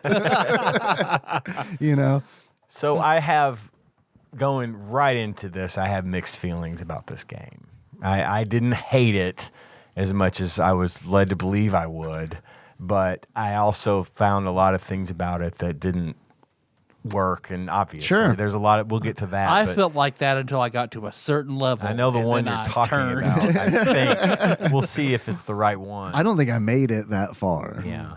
Because this game is difficult. But it is difficult. But back when I was a kid, Yeah. every year CBS would air The Wizard of Oz once a year as like a special movie event, and that was a huge day for me. It was the only time I can truly remember me and my mom and my dad sitting down in front of the TV to watch something together. That's one of the few times that we ever made that time to watch. We watched it every year, and it's very, very fond memory for me. I love this movie. I've always loved it. We went and saw Wicked on Broadway. I mentioned that before. Wicked is fucking amazing. Oh yeah, God. It's love Wicked. unbelievable how good That book is was. amazing. I'm gonna read the book. We went and saw the play when we The were rest in of New the York. series is awful, but Wicked is I'll great. read. I'll probably read Wicked and stop. But we were just blown. I was blown away by that play, almost as much as I was blown away by the movie as a child. The idea of going from the black and white and then going to the color when they arrive in the land of Oz just got me every time. I just got the chills, you know. Yeah. I just always loved this movie. It was very, very dear to my heart. And it brought back a lot of good memories playing this game and thinking about The Wizard of Oz and Sure. what that meant to me. So I had a hard time disliking it because I really love The Wizard of Oz. And I know it could be argued Right. that this could ruin That's it. what I was about to say. You know, some people feel like the game didn't stick close enough to the source material. And so I could definitely see it going either way. But I think what you're saying is important. You know, Yeah. like you love this movie and you're not sure if that's why you were as tolerant with the game as you are, but it says something that you weren't immediately like, well, fuck this, you know, like It was enough for me. women drops. What the fuck? Yeah, you know well, what I mean? I get So, it. Yeah, and it's There are lemon drops and there are lemons. there are drops. lemons that drop on and you. splashes. Yeah.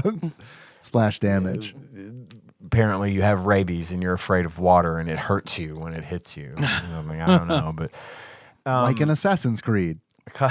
Oh my God, that made me so mad. Best assassin. Oh, fucking badass. Can't swim. Never learned how to swim. Doesn't even try. nope, just gonna die. Just like, I'm in water. Guess I'll drown. Oh, I've yes, I'll gotten, drown. this is the sum of my life now. A couple of notes, unless you wanted to cover the notes. This is now. I'm going to the game now. Well, I have some notes, but I also have some really fond memories of this movie Good, as yeah. well. My grandmother, Miss Lynn, she loved this movie, and I remember seeing it the first time with her over at her house, and I didn't really like it as a kid, but it was one of those where it was like, oh, well, I love her, and she likes this movie, and she seems to be enjoying herself, so it's like, oh, yeah, I'll watch this. I'll deal. Yeah, and it's not like it's not like I thought it was bad or anything. Yeah. But I'm 7 years old, and it's like, man, we gotta. Like, are there cartoons in this later? You know, can we pick up the pace a little bit? But I remember the flying monkeys were fucking nightmare fuel That for me. There was some scary shit in that movie. yeah, there the is. trees that throw the apples that those scared the shit out of rape. me. Wrong movie. The tree rape. The Sam Raimi's The Wizard of Oz. I'd watch that in a goddamn fucking heartbeat. I would too. In a heartbeat. I am absolutely. I'd pay $40 to see that. Like, sir, these tickets are $40 a pop. Well, here's $80 because my wife and I are going to see this. Yeah, no, I'm in. I also remember too when that movie came out on VHS. It was a huge deal. It was a big deal. My parents bought it, of course, because my mother wanted to have it. And I remember we watched it on VHS, and it wasn't the same. Oh, it changed? No, for me, the experience wasn't the same. I was like they added a extra cantina band or something. Yeah. There was rape. The CGI munchkins and they're riding camels. And no, it just wasn't the same because when we would watch it before as a family, it was on CBS. Sure. So there was commercial breaks. And of course, they would take that time. They should have put the commercials in. Well, they knew everyone was watching, so they would advertise the cool new stuff or whatever. It was just it was an event, and you had this 2 hours. You had to be in front of the TV at 8:00 because that's when it comes on, and there was no DVR, there was no this, that, the other. Sure. So when we watched it on VHS for the first time, it was like a fucking Monday afternoon or something. It just wasn't the same. Gotcha. So, yeah, that totally makes sense. It was a weird experience, but. This movie's been around since the 20s. It was a groundbreaking deal. And, was it the 20s? Mm-hmm. Wow. And it broke several people in the process. But yeah. It really did. The snow in the snow scene was asbestos. Oh, boy. Flakes, they just dumped bags and bags of asbestos flakes onto them because at the time they didn't know that asbestos causes cancer. And also, they were doing it for safety reasons because the Scarecrow's costume was so ultra flammable. They had to be careful what they used. So they used asbestos to assure that nothing. How do you make a Scarecrow? Gasoline racks. So they used it. But yeah, if you ever watch the movie, if you remember the scene where they fall asleep, the snow falls in the poppy field and they fall asleep, that is asbestos they are dumping on them. I don't know, wasn't there was something. That's insane. Because the original Tin Man was supposed to be Jed Clampett from Beverly Hillbillies. Okay. Ernest? They put him in the silver paint and he almost died. I heard about. Wasn't that on a MythBusters or something where they were talking about MythBusters? I know did the gold paint, the gold from because James that woman Bond. almost died. Yeah, yeah. Well, that's because they didn't breathe. Right, your skin you can suffocate. He had like a severe allergic reaction to it. Okay. So they had to recast him. Oh, okay. I did not know that. Mm-hmm. So many urban legends and myths surround this movie. Well, yeah, there's the hanging Munchkin, which has been debunked. Yeah, sure. Big Hollywood debunked it. All the uppers and cigarettes that Dorothy was on to make it to stay skinny and make it through the filming. That was not debunked because that was true. Yep. Fucking Judy Garland got fucking ruined in this movie, but it set the stage for, a very successful career for her. She was a huge deal. Huge fucking deal. Take any celebrity now. So huge, Liza Minnelli's still a big deal. Well, take any celebrity now and multiply their relative recognition by 10, and you've got Judy Garland in her heyday. She was. What if they had Twitter then? I'd love to read those tweets, man. Yeah, no shit. We need to start a Twitter feed of those tweets from back in the 20s. That's too dark, man. That's too damn. I can't do that. You can't put me in charge of that. I'll read it. I'm gonna write it though. Women of Golden Age Hollywood Twitter account. Just horror stories. Or, you could go the other route and be like a totally not gay movie star in the 1920s. I love women. Rock Hudson's very straight Twitter account. Surrounded constantly by beautiful women, just the way I like it. I promise. That's right. I promise. I remember watching this movie for the first time. Oh, I'm sorry. Quick edit. Yeah? 1939. Not okay, that's what I... 1939. Okay, I thought it was 30s, but I wasn't positive. No, you're right. It was the 30s. Well, sorry. It wasn't too long ago where the last cast member died, right? Is that right? It was like the right. child Munchkin or whatever. Yeah. Like the baby, like he was in his 90s or something. This movie is like one of those where it's like it feels like it should like have like a curse or something. You know what I mean? Where it's like, and then the last one died from like, like Poltergeist. yeah, and it's like all the bad shit Right. that happened on Yeah. to the people in that movie. Exactly. I think no one knows where the original ruby slippers are. really. She had like a few. She over the brought 'em back course to of the Oz. movie.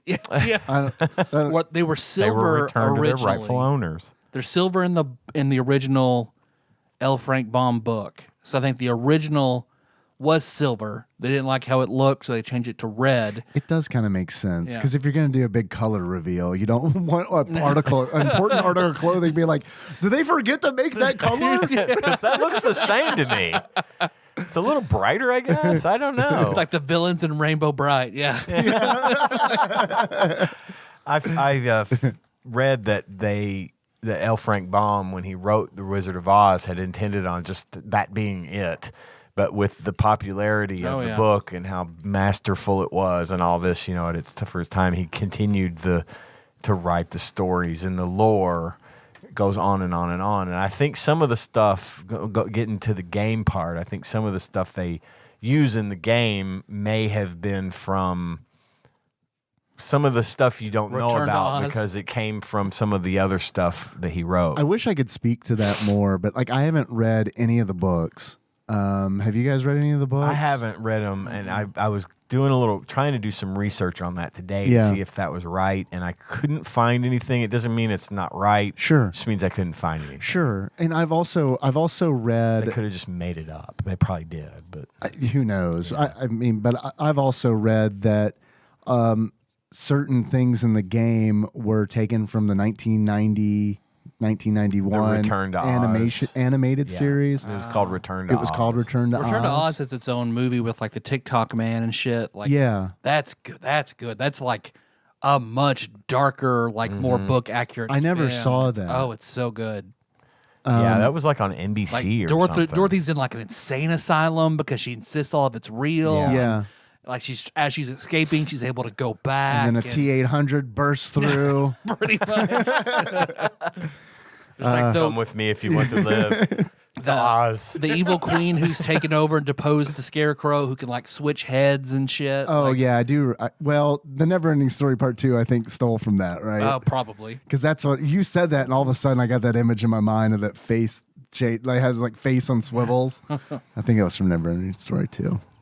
I remember watching this with Dark Side of the Moon playing in synchronization, And it works until it about loops. 2/3 through the movie, and then Yeah. it loops, and that sucks because it really does because it work. fucking works when it works. I remember I've got like this is my best memory about this movie, and I know I've said this on the show before, but it's really a good memory for me. So I want to share it again. I remember watching this. I remember hearing about it in high school. Jumping through all the hoops. I already owned Dark Side of the Moon because I really like Pink Floyd, and hearing about this and being like, I'm going to rent The Wizard of Oz. I remember going to Blockbuster, renting The Wizard of Oz. This is when I could drive myself, so this was just like a little Dave adventure by myself kind of deal. Didn't really. And I was just gonna make a night of that, it was a school night. I remember that, and like I'm just gonna go out and rent it, come back, synchronize it, and watch it. I remember like this is like the early days of the internet, so I remember reading about like when to sync it up, like on the internet and like all that, and I got it all synced up and had this nice like 1970s stereo system with like tower speakers and all that. So I got that going, and it's a small room. It's about the size of like this Holland deck, not the full garage, but this area. And I remember turning it up really loud and watching it. And my sister at that time was like 3 years old, like 3 or 4.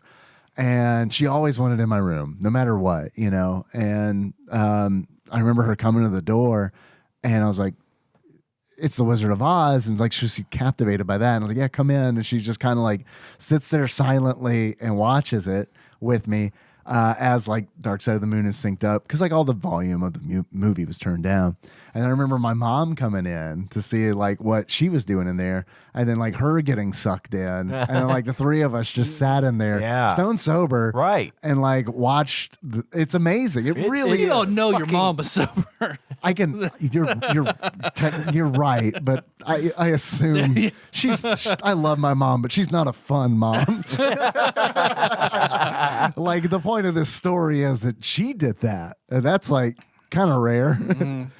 My parents have like a bunch like yours. They've loosened up a lot, and like once we were both out of the house, your like, ass is unclenched at a certain age. Yeah, they're like, "Oh, cool, we can just drink now." Oh yeah. Hey, did we go? No, we're not going to hell. No one came down through thunderbolts at us. All right, let's have a glass of wine. Yeah, let's drink a little bit. It is though. It's uncannily, dude. I need to do it again soon. Creepy how well that works. It's awesome. Again, it sucks that it doesn't. The album stops about 2/3 of the way through the movie, and then when it loops, it doesn't work. It stops working. But that up to that point, it works. Nuts. It fucking works, and it's awesome. And it's like there's so many things like it. It's like intrinsically linked in my mind. Yeah. Like when the track "Money" starts and you hear the ching, and it's like simultaneously the movie, the door opens and it goes from black and white to color, and it's like it's just moments like that where it's like holy shit. Easily one of the most phenomenal coincidences ever. Just that works so well. It's amazing. It really the tornado is. scene. I know, with great screaming and the great gig in the sky, and it's like, yeah, man. Fuck, that alone is worth it. And I remember when Dorothy meets Scarecrow, and it's like he's rolling around like acting a fool, and then the lyric is "the lunatic is on the grass," and it's just like shit like that will stick with me forever. Yeah. Like it's stuck with it's been in my mind for this long, and it's not going anywhere. No, I would not put it past Roger Waters to have based Dark Side of the Moon on The Wizard of Oz, except that it doesn't go the whole length of the movie. Sure.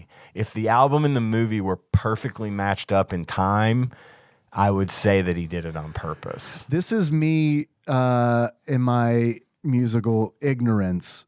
Would it have been possible to have pressed an album the full length of The Wizard of Oz? Oh, I don't know. I don't know what your max length is on a vinyl album. So that is a good point, because at that point you're looking at a double album, which you'd have to switch it, and then it's your synchronization's going to go all to shit doing that. And you already have to flip the record to get to side B. That is true, yeah. But yeah, I don't believe it was done on purpose, but boy. And I think the official statement is that it wasn't, right? Right. But it's just crazy. And it's not one of those things where I'm plugging it in because I'm told that it works and I just want to believe it. It fucking works. It's legitimately matches up. And is that how we know we're in the sacred timeline? Because any other timeline, something would be different. It wouldn't work. I don't know, but I love that. I love that. Yeah. Oh man. So anyway, that's my favorite Wizard of Oz memory. What about you, Tyler? You ever watch the movie when you were a kid? Were you into it at all? I remember watching it and thinking it was okay. I wasn't really into it until I read Wicked. And then I fucking love the Shadow Wicked. Of course, the Wicked Witch is never named. So that's why the author of Wicked, L. Frank Baum, Elphaba. Right. So, because I've read.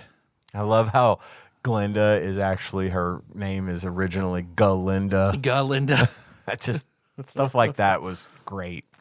Because all of it is so like, because one, the Wicked is great. It made me appreciate the movie more because I just loved Wicked so much. I still want to see the play. I've never seen it. I'm dying to. It's unbelievable. Yeah, it's unfucking believable. Because it made me. I read Kristen Chenoweth's autobiography after that because I just thought it was so good. I've mentioned this before. I've seen a number of Broadway plays, the big ones. Like I've seen Cats, Phantom of the Opera, and Les Miserables. They were great. Wicked blew them all out of the fucking water. Now I'm sure there's others out there. It's really expensive to go to a Broadway show. It's like stupidly expensive. So we were very lucky to get tickets. My dad got us tickets when we were in New York because it's one of those things. Tanya had never been, and Dad wanted to do something nice and got us tickets to Wicked, which is it. But all of the production values and stuff are amazing in all of these shows, but this one just blew my fucking mind. Yeah. So good. Other than that, I didn't have any big ties to the movie. I do want to, after you hearing you guys talk about it, I do want to do the Dark Side of the Moon thing. Definitely try that. It's really cool. It is really neat.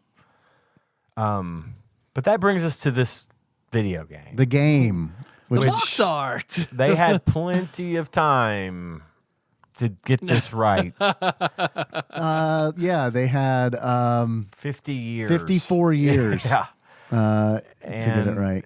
I don't want this to be a little more organic. So yeah, box art. There are some things that I want to go ahead and get out of the way that we usually don't touch on. This is a platformer. Yes. It's a platforming video game developed by Manley and Associates, who That doesn't sound like a law firm at all. no, yeah. Well, law's not working out so great for us. So what we've decided to do is make Video game development. For the kids. We've talked about one game that they've done already, and that was King Arthur and the Knights of Justice, which, since we're talking about bad video games, I'm going to go ahead and put this card on the table. That is a worse game than The Wizard of Oz, in my opinion. They also did some games we haven't talked about yet, Super Conflict, and a game I've always heard of but never played, Pink Goes to Hollywood, which is the Pink Panther. The Pink Panther game. Okay. It was published by SETA in 1993.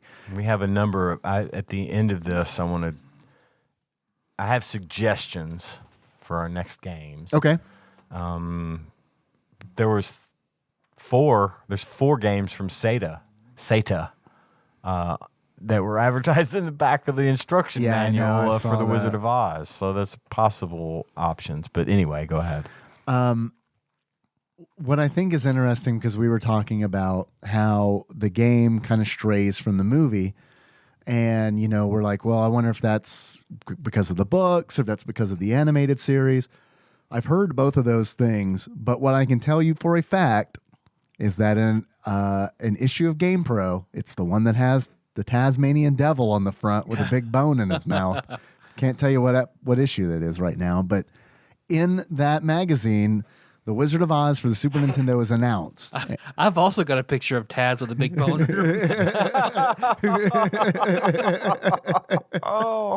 Show notes? Show notes.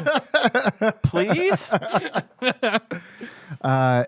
In that issue, this game with The Wizard of Oz for the Super Nintendo is announced. And it's announced that it's going to be the first of the game. It's going to be the first of a series of games for The Wizard of Oz, or based on The Wizard of Oz. And then it says who is going to be publishing it, that SETA is going to be publishing it, and that if you have any suggestions for them for the game, to mail them, and then they give a physical Las Vegas mailing address for the publisher of the video game. If any of our readers have any suggestions for this game, okay, write in. There's your first fucking problem. Right? They didn't know what they were doing. You don't need suggestions. You have a literal fucking movie. Not beyond to that, base right? It on. But even I will say this: I do. Okay, I can promise you that I do not want to play a direct video game adaptation of The Wizard of Oz. I don't want to, what is that game even? It could be more creative than First-person shooter. If I'm a flying monkey and I'm capturing people, I'm working for the Wicked Witch, and then halfway through I have a turn. Then it's okay, that's interesting, but that's not in the movie. You know what I mean? It's Sim City and you're the wizard. Yeah. Actually, build Oz, Sim Oz. But I do feel like there's I haven't read these books, obviously, but there's got to be stuff in there, I would imagine. It felt really fucking weird and desperate that they're like, yo, Game Pro, help us out. Do us a solid and ask your readers for suggestions for our video game. Manley and Associates is 2 guys. Yeah, they ain't got shit, man. They're fucking lawyers. They don't know what they're doing. It's the Michael Scott Paper Company. You know, people are writing video in games. shit like, I don't know, man, like a Chester Cheetah, but like with Wizard of Oz. It always bugged me that she didn't have a wand, man. Right. Like, she should have a fucking wand and shoot shit. So initially the reviews, and I'm doing my magical quote fingers here. Yeah. The game was well received because of its color graphics, animation, and backgrounds. Challenging gameplay was praised, imaginative enemies, and some big bad bosses. And it was referred to as the best film to video game adaptation ever by the Associated Press. Yeah. You know, their video game. Right. There's a flag there. It's like going, there's another review of a game I was looking at earlier. It's from Entertainment Weekly. Yeah. It's like, it's not where we're going for our video game. I swear there's another review from like the Chicago Tribune or something, you know, where it's like a news establishment. Yeah. It's not like a specialized video game. Drudge journalist or Report something. gave Wizard of Oz. Right. Then they started trying to curate the reviews towards girls. Sure. The fact that the protagonist was female was applauded. It's Dorothy, guys. If it's the Wizard of Oz, we assume this is going to be the case. And maybe at that time had Metroid had been out, but did we know at that point that Samus was a If you woman? beat it Yeah, fast it enough. depends on how well you did. Yeah. Yeah. Although it was recommended by the LA Times Oh, sorry. I got my news institutions. for girl players. This was fucking printed in the LA Times for girl players to practice problem solving and hand-eye coordination in a setting they know and love. Are we sure it's not just the La Times and we make it think it's the LA Times? The Nine Eye Lounge time. The Nine Lounge Tribune. So the Post Gazette. So they've tried to market it towards girls, which is fine, but that's not the way to do it. Is, hey, you could solve problems because you're a stupid girl, and this might help you with that.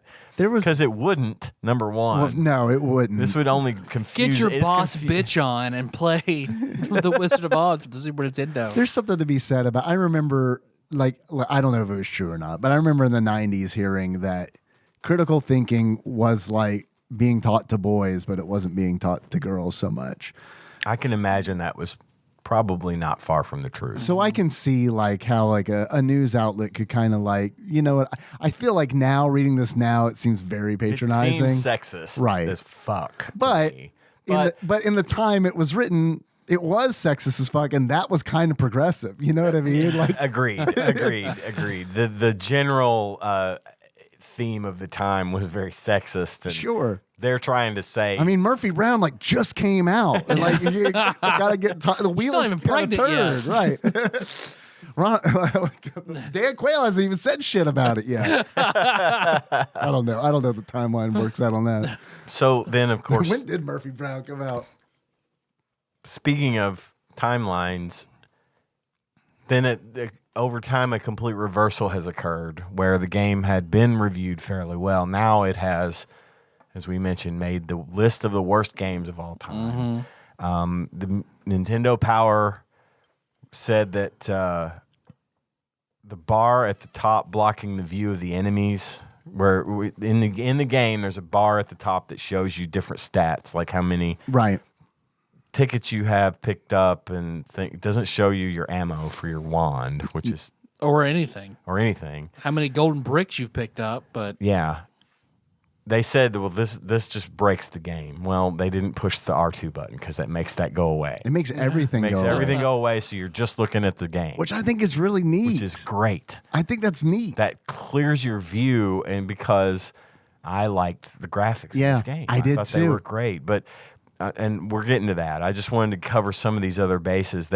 Some people, some of the reviews now say the music was criticized for being muddy and unrecognizable. Which is bullshit. I disagree. I disagree with that. Totally disagree. I think the graphics are like one of the best things about this game. Well, and the sound and the music too. The music, I love the music. The music was great. They used the songs from the fucking movie, which is, I mean, some of it wasn't, but right. all the every other song was a movie song from the music. I preferred the original stuff.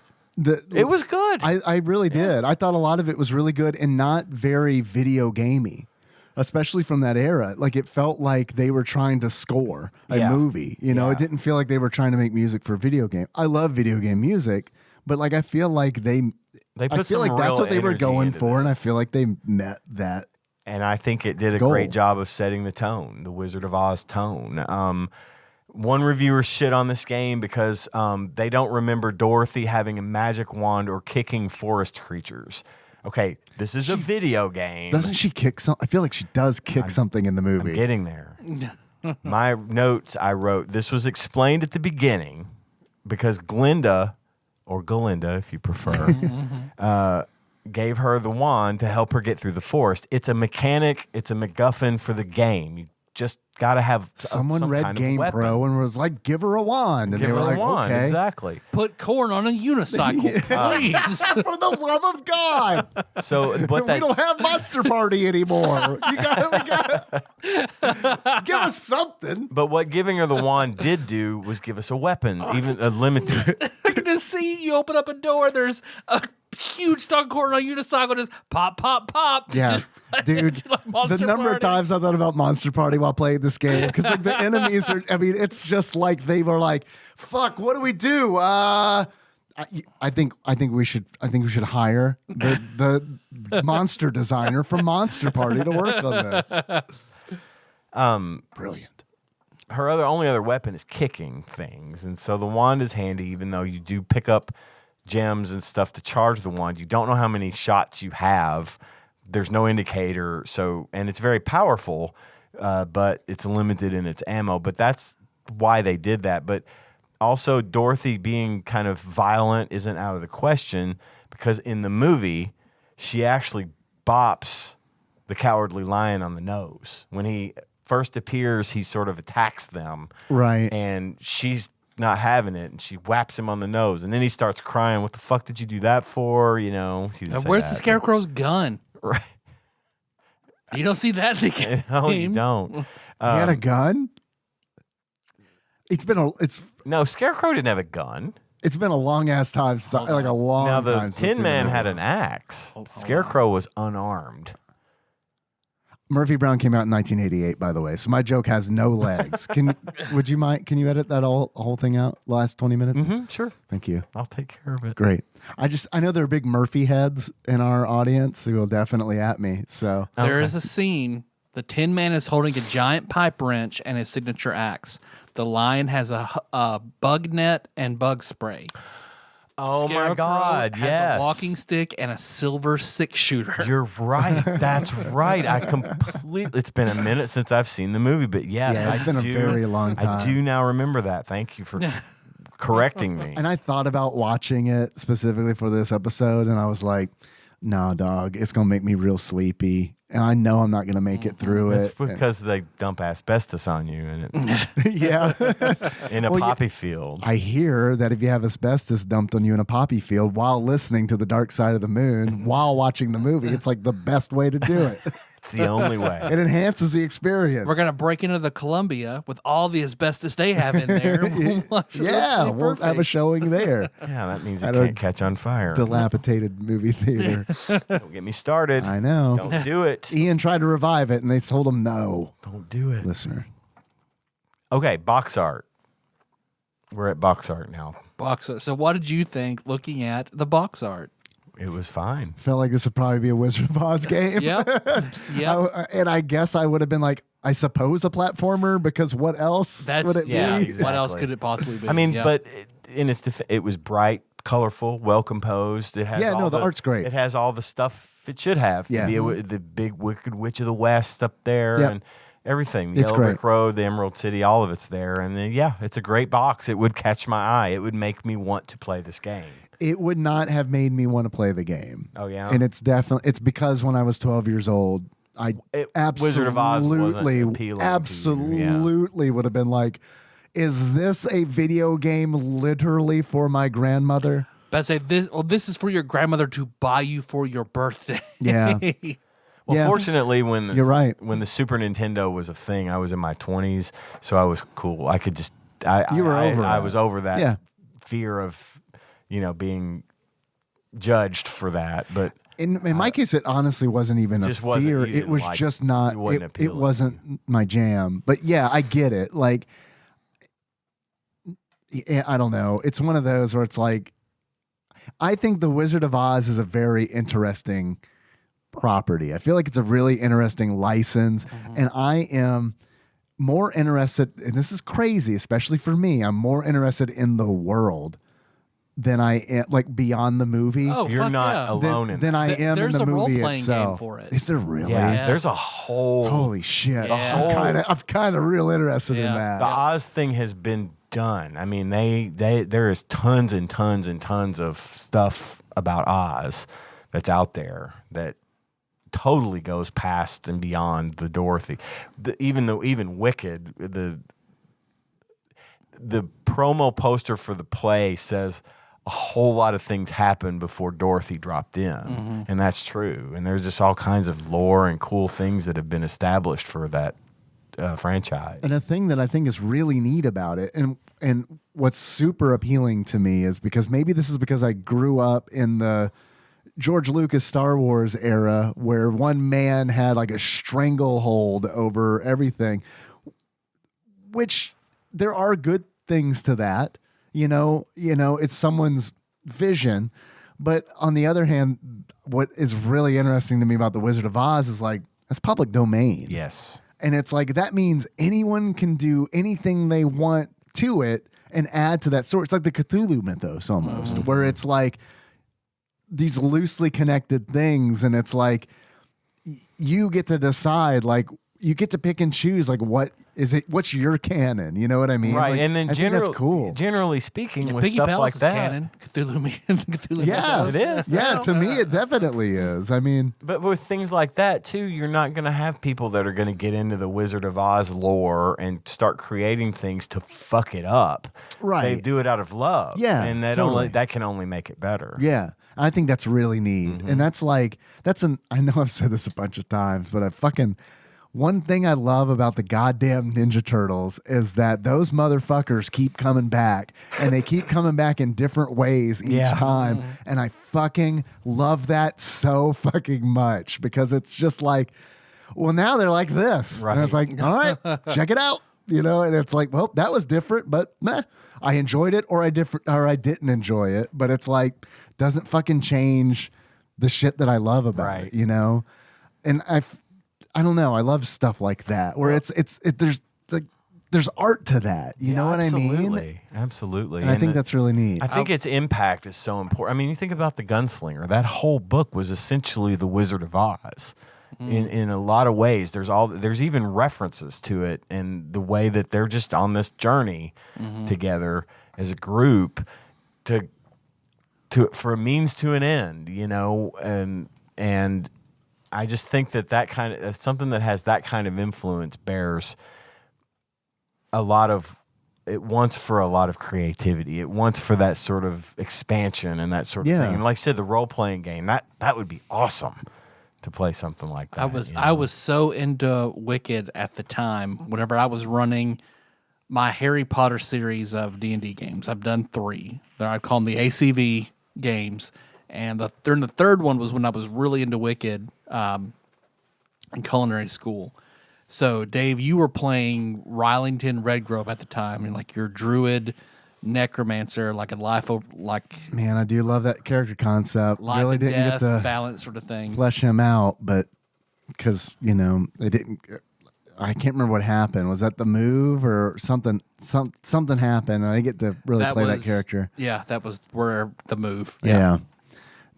Yeah, man. But I love the idea of playing a good necromancer that's just like death is a part of life, and just because you're not even you're reanimating corpses with no souls doesn't mean that that's necessarily an evil thing inherently. Right. It's just a tool. That's the soul is not in this body anymore. Like the soul is not being desecrated, which obviously there is necromancy where the soul is desecrated, but anyway, sorry. But I was to kind of do the life and death thing. My plan there was to have somebody flub a spell trying to save Rylington and make you a construct before you hit the ground so you would live. Like one of the big bads like basically throws you off a cliff. And then before you hit the ground, they're trying to do a spell to save you in a rush. They flub it up, you turn into a construct, you get the scarecrow template. I get Alfonso. Before you hit the ground, yeah. That's what happens in Wicked. Oh, that's what where happens the in Scarecrow Wicked. comes from. Ah, So okay. they talk about I've his never origin. seen Wicked. So Yeah. it sounds neat. It is cool. Oh, it is, yeah. It's very cool. But yeah, box art was So if good. if the game were a movie, Yes. because clearly with all the love for the movie, you might not compare the game to the actual movie.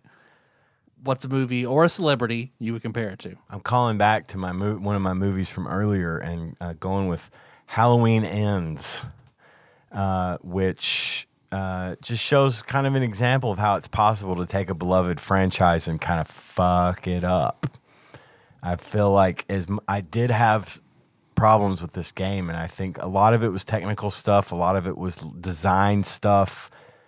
I feel like this game didn't pay the kind of tribute that it should have.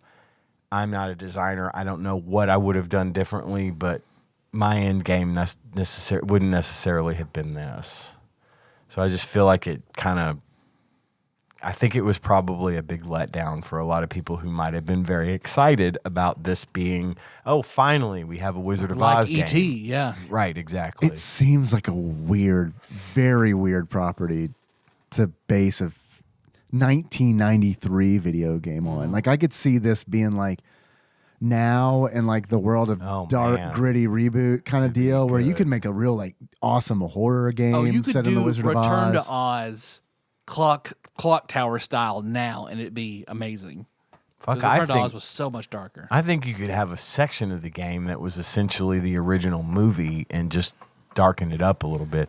Because you think about it, you think about this movie from the perspective of they're singing, they're dancing, they're la Right. la la la. It's really not like, Which it's is what terrifying. Yeah. The things, you take a 13, 14-year-old girl and throw her into a forest of demon trees and flying monkeys and asbestos everywhere. I mean, it was from Scarecrows that. with guns. Yes. Yeah. From that and representations of perspective. 3 men who definitely didn't touch her while she was in her coma. Right, exactly. I mean, they're just there when she wakes up. That's not weird. From that perspective, it could be a lot scarier. But Sure. we got a musical because it was 1939. I really think that the music is. I like music, and I always have liked music, but I've never really been a big musical fan unless it was animated for whatever reason. If it was like a Disney animated feature film, I was on board. But I don't know and I know the songs in the Wizard of Oz are like beloved, Timeless. I mean, yeah, absolutely. Everybody does. Yeah. But I'm just kind of like, I'm a fan of a musical. yeah. One of my favorite movies is The Music Man, which was parodied in The Simpsons on the the monorail. Yeah. They were parodying The Music Man, which I love that. What about Streetcar Named Desire, the musical? I don't know that one. I don't think I saw that one. I think it's the first time I we get only to see saw buff that Ned in Flanders. The Simpsons. Stella. So that's my movie. I did not do a Pauly Shore this week because I just forgot. Yeah, I'm regretting the Pauly Shore. It's tough. I have one, and I have a movie as well. Go for it. My movie is The Wall, and it is Nice. a Pink Floyd movie. It's fucking. It's The Wall, the album. What a fucking movie! It's a great movie. It's fantastic. Top 10 for me. But of course, choosing that because of the experience of watching Sure. The Wizard of Okay. Oz with Dark Side of the Moon. I'm just so glad you brought up The Wall. I don't want to get into it, but man, See, what a fucking movie! I did not. So I experienced Dark Side of the Moon with Wizard of Oz stone sober. I did not the first time I saw The Wall. No, And that yeah. I feel like made a huge It difference. does. Because That will taint it forever for you. But I don't mean that in a bad way. I mean, it was a truly bizarre yeah. experience. And then from now on, when you see it, you'll get taken back there. Yeah, no, I have. Ask me how I know. Probably the same way you know. Yeah. And my Pauly Shore movie is How Is This Game Like Pauly Shore? I chose Son-in-Law, which takes place on a farm in South Dakota, which might as well be Kansas, There you right? go. Yep. Good pick.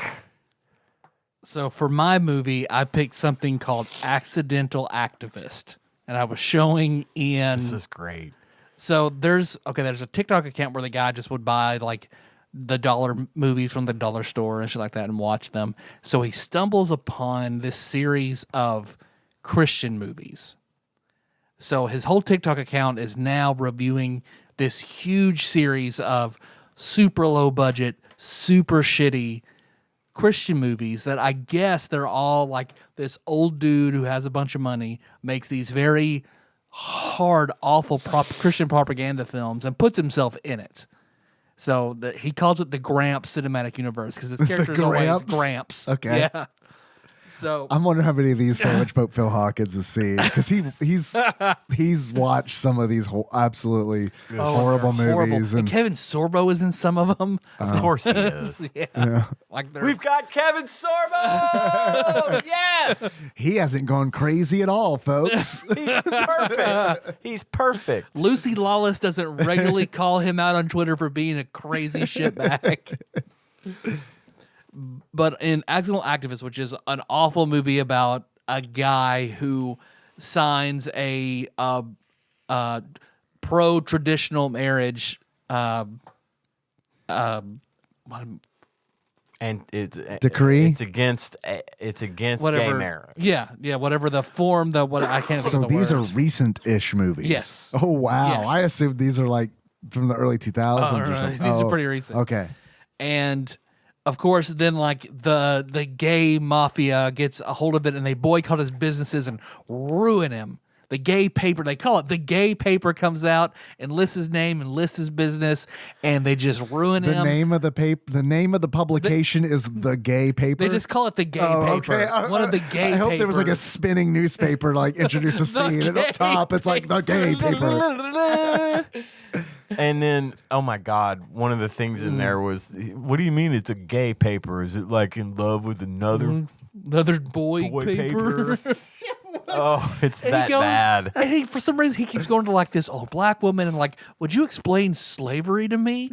And he compares. And they got a real black woman. I need that to be in isolated. this. I need that to be Tyler's ringtone when he calls me. Can you explain slavery to me? You'll hear it once a year. Yeah, if that, I'll get really worried too. Oh no, why is he calling? No, my phone's asking about slavery. That's bad. David, are you going to answer your phone? I don't want to. And like, so it's comparing being for quote unquote traditional marriage to slavery because they're saying how Christianity was here first and they're persecuted. It's fucking terrible. But during huge chunks of it, So, but they're comparing traditional marriage to slavery, or being pro-traditional marriage, being pro-traditional marriage, being against gay oh, marriage to everything is so pro gay that if you're for traditional marriage, it's akin to the same burden of slavery. this is really this is They're this is and there are difficult huge to there are grok. chunks of the movie where like the audio just isn't there. Like the production is just garbage. We quit. So Half of us are gay. Fuck you. well, there's like a gay character who is like also it's awful. It's awful. So because of like And the gay character is like such a dick. yeah, of course. He's I hate evil. God. Does Yeah, he say that? pretty much. probably. More or less, from what I could tell. Yeah. so in the end, like nothing happens. Like he just gives his businesses back because he sticks to his guns, and then the ending is like, are you pro-life? Would you sign our petition? Petition is the word I was looking for earlier. And it ends with him like, yes, I will sign. And the cycle starts all over again. So it's awful. And because of like, I'll compare the platform programming to the audio skips and shit in the production for this movie to the Wizard of Oz. Okay. All right. Come down my journey to the Grant cinematic universe with me. Yeah. Can I tell you how enamored I am with the idea of the gay mafia? Like that is like They boycott businesses and ruin hardworking Americans. that is incredibly interesting idea to me. I want to see that. That'd be like a great like fucked up series. It's Yep. just called The Gay Mafia. It's like The Sopranos, only Vito is straight in the gay mafia and they have to kill him. Right? What do you mean you don't want to suck my cock? Just Tony. Just, what do you fucking mean? We've all got cum on our face. What the fuck? that cinnamon roll I see. Fucking kill him.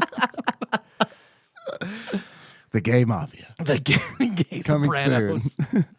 And then my Pauly Shore movie, I just Googled Pauly Shore drug movie and came up with the movie Guest House. Just because I could liken Dorothy's adventure into Oz to a big drug trip. Which it kind of was, if you think about it. I'm surprised no one chose Twister. Yeah. I almost I like did. Helen Hunt too much for that. Yeah. You and that didn't cow. see it skip that house and that house and come straight for you. Can we say three There's good a Twister things? 2 coming out, by the way. There's a Twister too? Yeah, there's a coming sequel out. coming. Just heard When? a blurb. I don't know when. I just heard a blurb about it yesterday. Are did the publishers reach out to GamePro asking for ideas for their movie? Maybe. I don't know how you're going to do it without Bill Paxton, but whatever. I'll Bill probably Pullman. watch it. Get a random bill. Yeah. Three good things. Three good things. I have good things to say I have about some this. good things to say about it too. I liked the graphics. I liked the opening screen and the cutscenes. The gameplay wasn't great, but The gameplay is where this game falls. it the really fuck does apart. because there's lots of bright colors. I like the way the characters looked, even I do though too. a lot of reviewers talk about how shitty Dorothy looks. I don't know how much more Dorothy looking you can get. She looked fine. Read between the lines. Yeah, I think they wanted a sexy Dorothy. I think so. Yeah. I mean, She hell, ain't, she ain't, and that's fine. I'm good with that because I think I'd definitely be weirded out if it's like, damn, Dorothy's like fucking sexy as She shit. doesn't even look like she's on methamphetamine. Right? Come on. I mean, every Dorothy I've ever seen is when the chicks I know dress up like her for Halloween, and they're always fucking sexy. What the fuck? I love New Where's York. the Ian. fucking cleavage? Where's the fucking cleavage? Did Andrew Dice Clay just show up? When I get hit, she doesn't fall over and let me see her panties for a second like Chun-Li. So I'm fucking this chick, right? I thought, though, that Scarecrow looked more like Scarecrow from Batman. Definitely. Definitely. He was creepy as fuck. He Absolutely. looked great, but he was Well, creepy as especially fuck. in like the cut scenes where it's like, what's wrong with his mouth? Because it looks like it looks like he was just waterboarded. You know? Also, one of the things just about the design and some of the stuff that they put into the game, I thought it was really cool that Cherry from Pee-wee's Playhouse was in this Damn game. it! Yes, I know. As well as Baby Groot.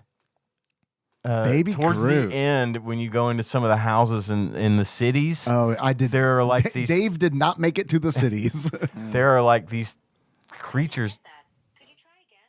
Dave did not make it into the cities. Siri. Well, she. Thank you. Good night. Sorry, I can't help with that on this Apple Watch. Okay. She's still going. Yeah, she's reeling.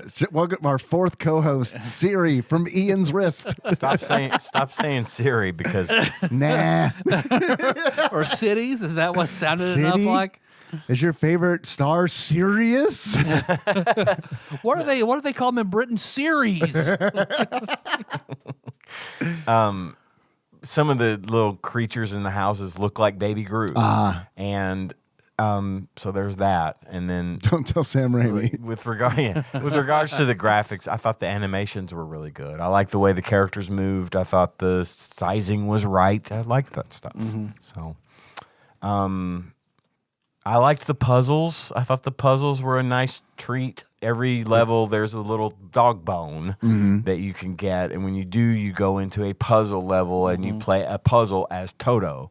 So you're either adding up the numbers on dice to go to the right number and pick things, when you do these, then the tickets become available to you. Yes, we'll get to the tickets. That we're not to the bad yet. Yeah, we'll get to the tickets. But the puzzles were a neat little feature. I liked them. They always took place above the clouds as Toto jumping from gem to gem to gem. Yeah, I like those too. And that was pretty cool. I like that when you rescue your friends, they now become a playable character, and you can switch to them at any point, and they have a full health bar when you switch to them. So if Dorothy's getting beat up, you can switch to the Scarecrow, and he'll have a full life bar. The only thing that was kind of weird, though, is like if you die as one character, that counts as a death forever. They're gone forever. Yeah, they're gone forever. They're gone forever. You lose that character. They're dead. This world has consequences. But fortunately, the good side of that, though, in my opinion, they thought of that, and you can go back to the level where you rescued your friend and rescue them and again. Do it again and get them back. That's good. I didn't know that. You can go back to any level that you've played.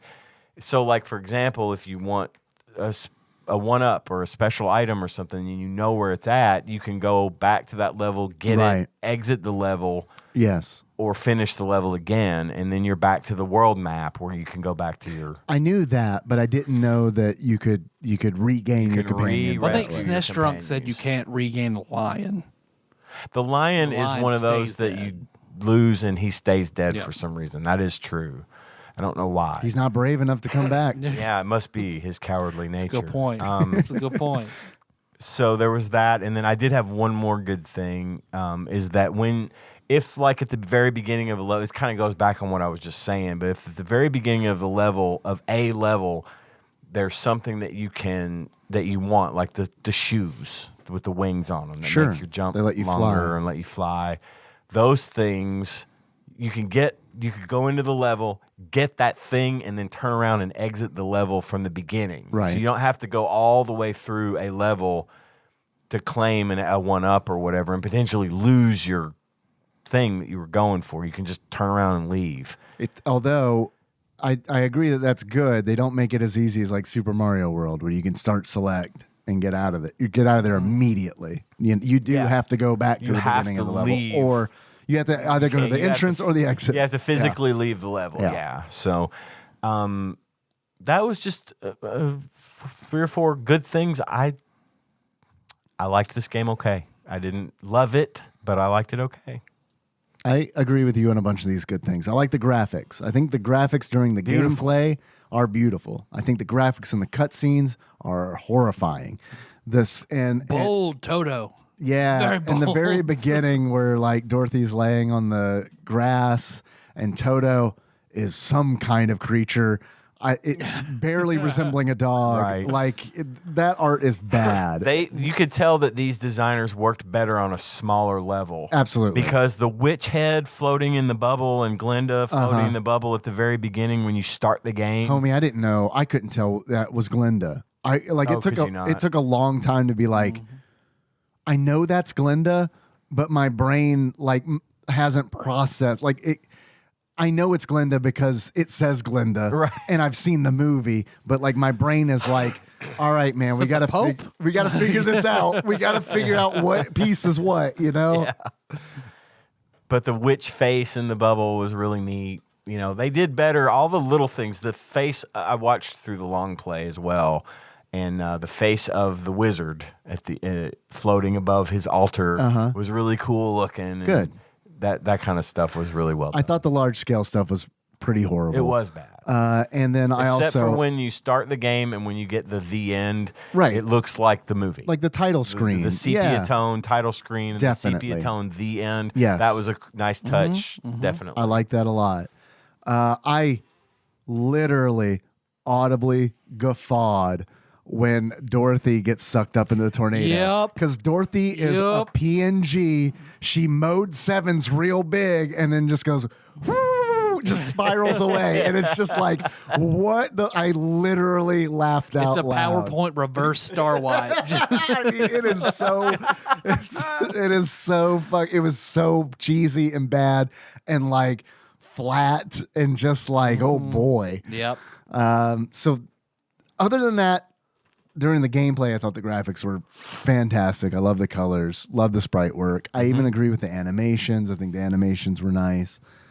I love the music. I know I mentioned that earlier. Yes, that is a really good feature. I thought the original tracks were even better than the 16-bit renditions of the songs from the movie. This game is weird as fuck, and I think that is incredibly charming. And that is where this game actually moved up a letter grade for me, because it's like, this is a weird game. This is weird. is. It It's really is. weird. You could replace Dorothy with Earthworm Jim with a lot of the enemies, and it wouldn't feel that off. Yeah, It's the Earthworm outside Jim of the would fight gameplay. corn stalks on a unicycles. unicycle. Totally. And I mean, there are parts where it's like you're in a muddy swamp and the enemies are giant teeth. A giant crow in a vest. That you kickbox on a fence. And when you hit him, he goes, caw, like a man saying caw. And it's like, I don't think that's intentional, but that is such like a brain mind fuck. That's just like, do they mean it to sound like a man saying caw? And he has big wings, but he kicks back at Yeah, you. right. Absolutely. You have a kick contest. Right. with a giant You're crow. totally, it's like kung fu. You're both kicking at each other. I fucking love that. It's so fucking stupid, but it's weird on the next level. It's like, it's so weird that it feels like they knew what they were fucking doing, that they knew it was weird and they were They leaning just the fuck leaned into into that. it. Yeah, And I love that so yeah. much. It made this game charming to me. agreed. I love that word for this game. It is charming. And one other thing that I think this game did very well, and it's because we've played so many platformers for the Super Nintendo, the levels in this game are varied. And that is real important because so many of these platformers, it's like, how many forest levels do we play before we get to the water levels that we play, where there's 8 of those, and then we play 8 desert levels that all look the fucking same, and then we play 8 lava levels, and it's like, I'm fatigued from that. We've seen that shit so much that I feel like this game, it does repeat stuff, but it feels like you move from one biome to another biome pretty Agreed. quickly. And I do like, to that point, I do like the fact that some of the levels are horizontal and Yeah. some are vertical, and they do a good job of mixing it up.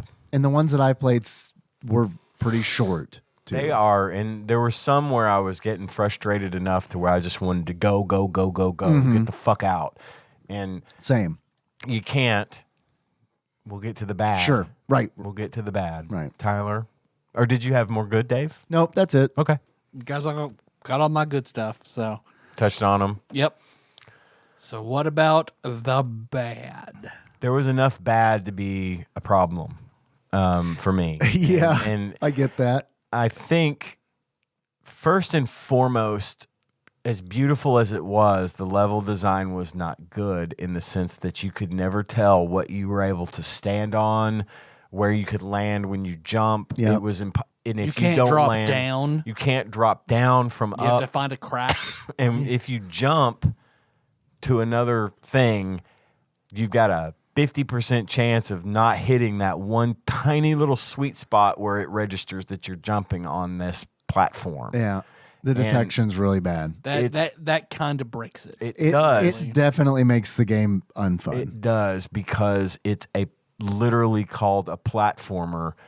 We need some highlights. Draw some black lines on shit just to show where we can actually stand and jump and move. Or be a little more generous. That would work too. Or give it some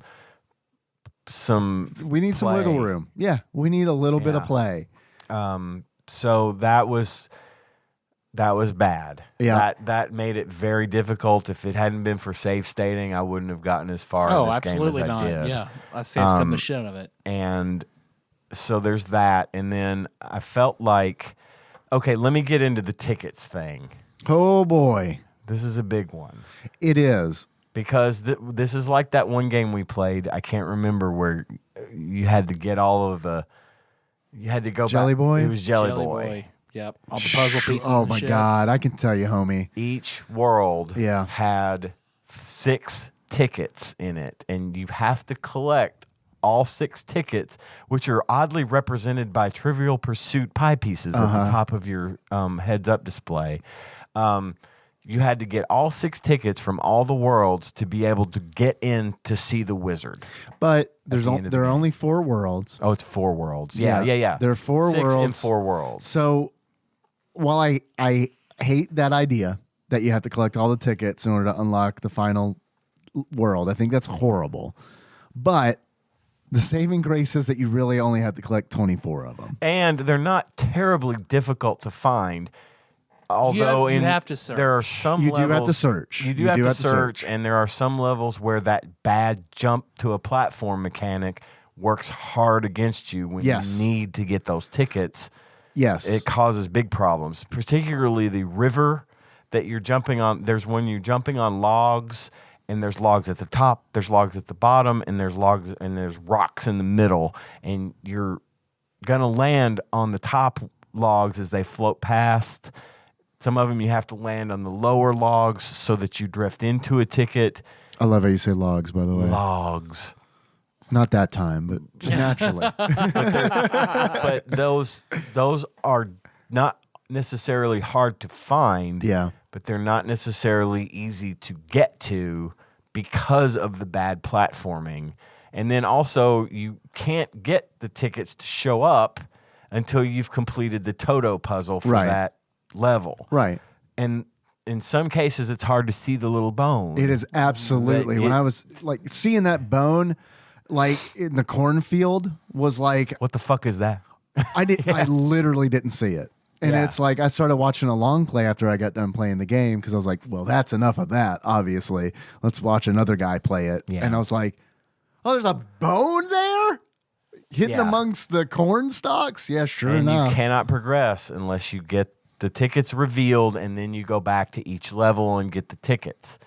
So, again, the good thing is you can go back to any level you've played. Right.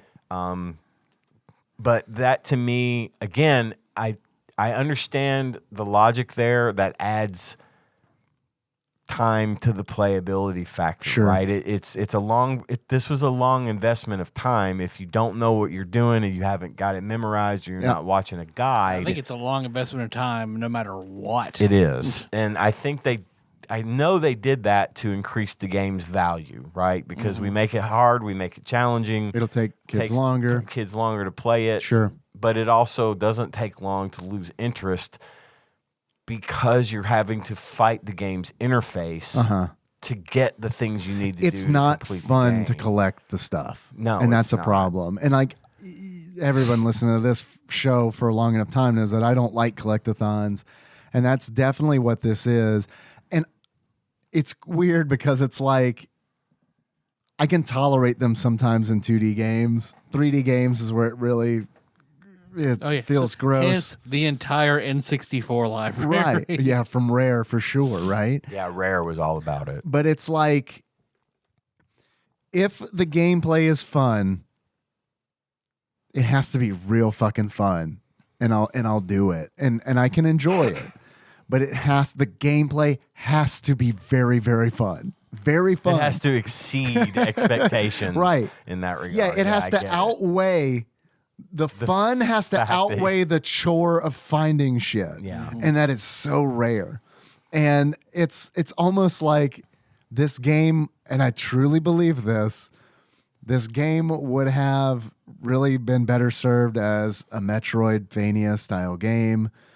I feel like you've got a lot of the factors with the different biomes. They have a lot of variety to it. If it all just connected together, and instead of having to collect a certain number of tickets from each stage, if things were just gated, where it's like, oh, you got to find the scarecrow to get past this part into the next area of the world.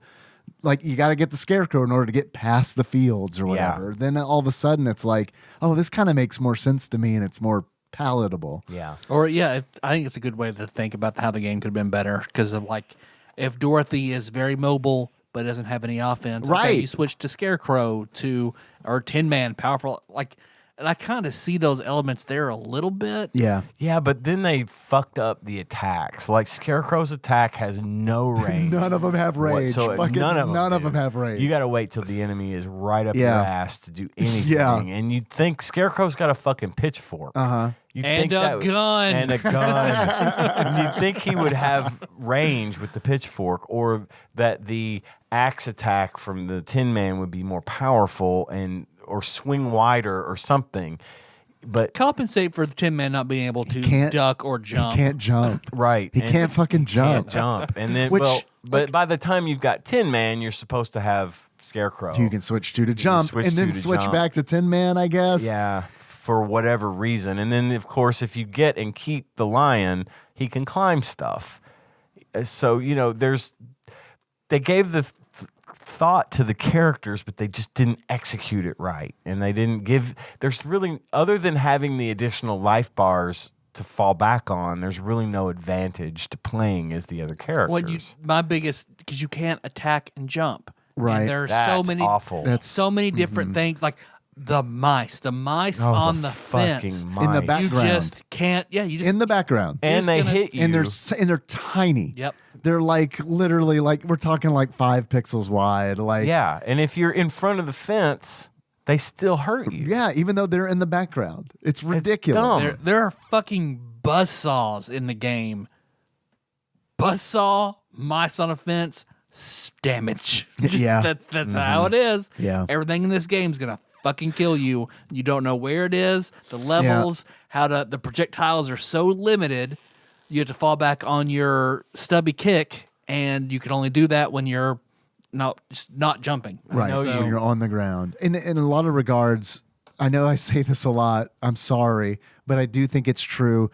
This feels like an NES game.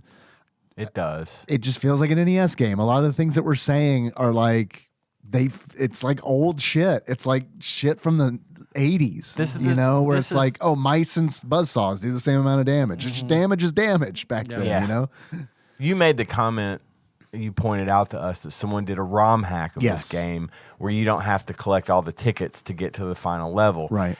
I think with the proper ROM hack, if someone was to go in and fix the platforms and to give the characters a little bit better attack, something that add in more projectiles, let you be able to tell how much ammo you have. Just those quality of life things, this game would have been amazing. It could have been. It could have been really good. Because I didn't hate it.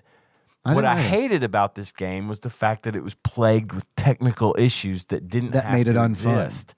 Yeah, because otherwise I would have really liked this game. Everyone's slow in this game. That's another complaint of mine. They're very slow. It's and it feels like you have to play it slowly. You have to be slow and methodical and plan your every move. Yes. Because you have to kick, you have to hoard your projectiles, and the screen is just full of shit. Oh, so it's you bad. take And a step at a time to try and time your kicks to clear everything out. You're right. And go ahead. which is not a thing that I wouldn't have found unfun. There's a lot of negatives there. As a kid, I think I would have dug that. I really do. But like as a kid that grew up playing a bunch of DOS games, Oh, okay. like I can understand. like where it's like, oh, I know how video games are. You play them over and you die over and over again to figure shit I've out. played Mega Man for DOS. And then- This is very similar. Right.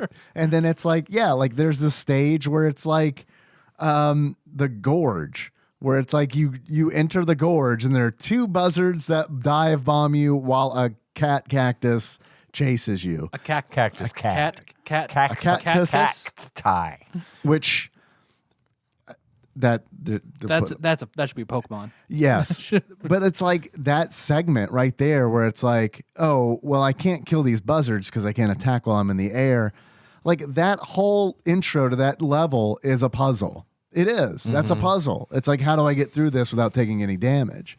And it's like it felt like I had to approach the game so many times as what is the right order to do? Like, what's the right thing to do, and what is the right order to do it in? Well, and to your point, I watched the entire long play.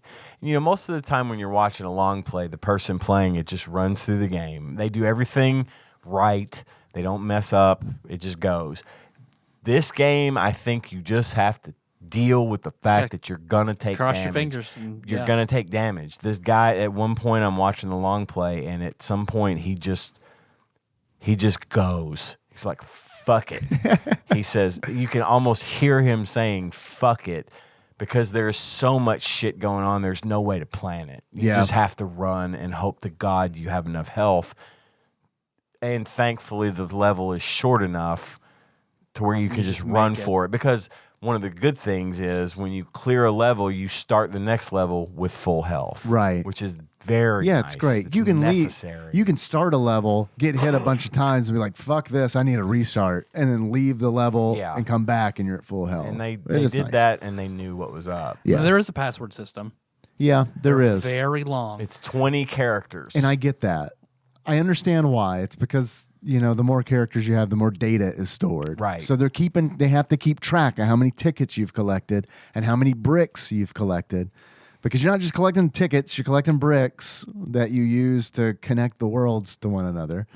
You don't have to have them all. You can platform but it from them, right? staggers them. Yeah.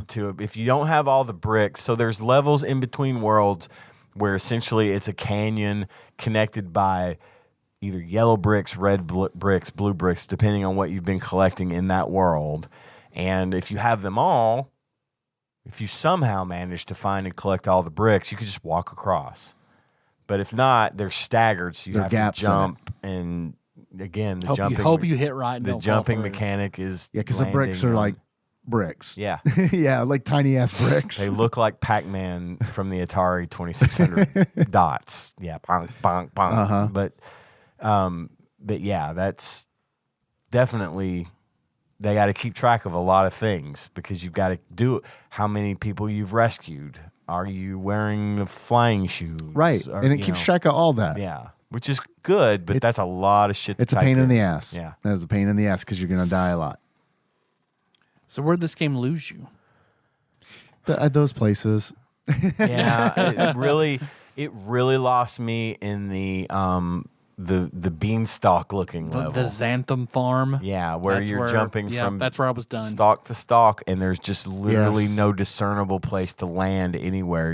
It's a gamble. Yes. And for me, it was, oops, I fell, safe state. Oops, I fell, safe state. Just restored safe state until I was able to finally muddle through it. But there was too much of that level repeated, and that's where it lost me. Yeah, that's about as far I got to. If I'm thinking of the same farm, that's the same area that had those barns with the buzzsaws in them, right?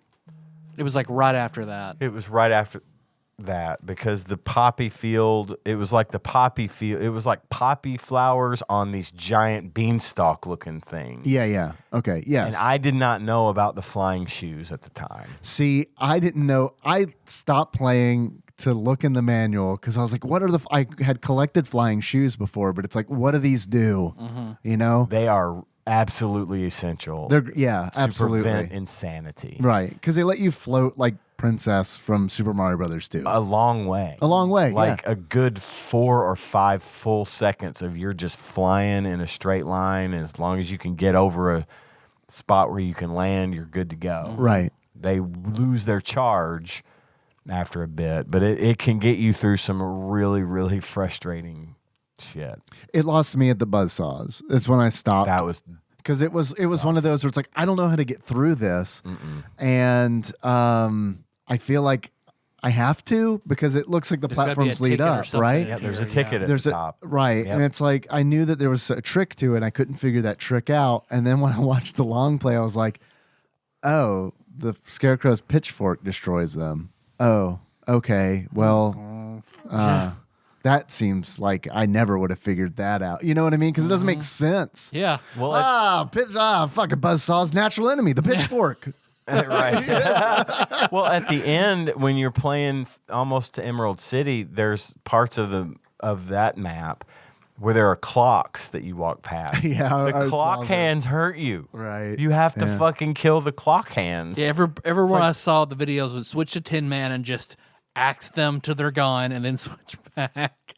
Yeah. Not fun.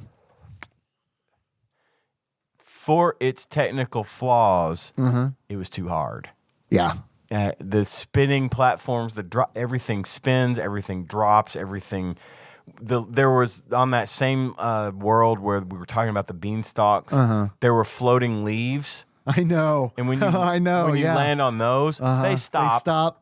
So now you have to time it to stop at the right time. Not only do they stop, eventually they'll fall. after they Right. stop. Everything drops, everything falls. You had to assume at a certain point in this game that wherever you're standing is no longer going to be a stable platform in about maybe 1 or 2 seconds. And I'd make the argument that that necessarily isn't a bad thing, again, if the gameplay is fun. Because that is something I would be into if it were like Super Mario World or something. If it had like those controls and it's like, oh, this is challenging. But it's challenging in Super Mario World. It'd be challenging and fun at the same time. This is challenging and frustrating. This is challenging and yes, frustrating. Where it's like it takes a long time to do all this stuff. It's not fun doing it, and yeah, So it started off okay for me, and then that's where it kind of dropped off. Is that where in that level where the platforming just really becomes nigh on impossible. I feel that I would have checked out back in the day at that point. I would have had a hard time fighting with it. Yeah. So I gave up.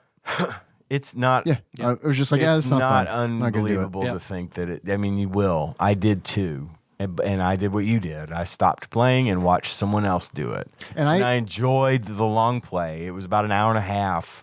Had it going at work behind the scenes, just watching, having it on. And I didn't even finish the log play. I did. I was just like, yeah, okay. but it was fun. Yep. I mean, Yep. it is what it is. You're either all in or you're not. Yeah. I mean, if you want to do it, you can, and it's maybe would be worth your time and very satisfying if you can do it. I thought it was frustrating to watch. It I was. I mean, really did. I thought it was like, frustrating to Jesus, watch. this is still happening. Right. We've got. And it's so slow. So It's so fucking slow that it like I don't know, man. Like that's what was frustrating me It's when like I was watching Sonic the long getting play. started to run underwater. Like Yes. just, yeah, but It's- it's just you it's just don't speed slow. up. Yeah, I just kept watching the long play, being like, "Fuck, man! Like, can we do this at like times? Can we do this at times and a half? You know what I mean? yeah. Well, what about buy, rent, or birthday? Strange as it may sound, this is a buy for After me. we just shit on it, yeah. This is a buy for me. It is. I think this is a good time killer. I think I would have gotten it and been frustrated with the gameplay, but I don't think I would have been mad about it because I do think this is a quantity over quality thing for me. I think there's just enough going on to where it would have been worth having in the library. Yeah. Plus, it's the only Wizard of Oz title, so I think it would be good to have in the collection just to say you've got it. So If I'd have gotten it for my birthday, I'd have been cool with that. I'd have been fine with it. It would have been, again, not to say that I wouldn't have still been frustrated, but I also would have been, back in the day, back when this was not old shit, I would have been probably more apt to say, like, hey, I would have been more apt to say, hey, I can deal with this because it's good to look at and it's fun to watch, I don't know. So, yep, it's a bye for me. Yeah, while Melissa watched me play this, she was like, "Oh, I would have played this as a kid. It looked good. This would have taught me puzzle solving and hand-eye coordination when I was a little girl." What about you, Dave? It's a bye for me, dog. Despite I'm glad to hear it. Despite just shitting on it for the I last had a feeling you and 10 me minutes. were going to be on the same page. It's a for bye this for game. me. And here's the thing, especially in the time, it would be a bye for me. Yeah. Because there was definitely a time in my life where I had the patience to do this because I didn't realize that death was as close as it is. Right. And this would be, like you said, definitely a good time waster, especially with the fucking password system. Like, this is something I could work on Yeah. You over can the course of a put it summer. down anytime, come back to the password, say, okay, I'm going to challenge myself today. Yep. Good. So- I'm glad we're on the same page because I felt like we would be. I felt like I knew you in this moment.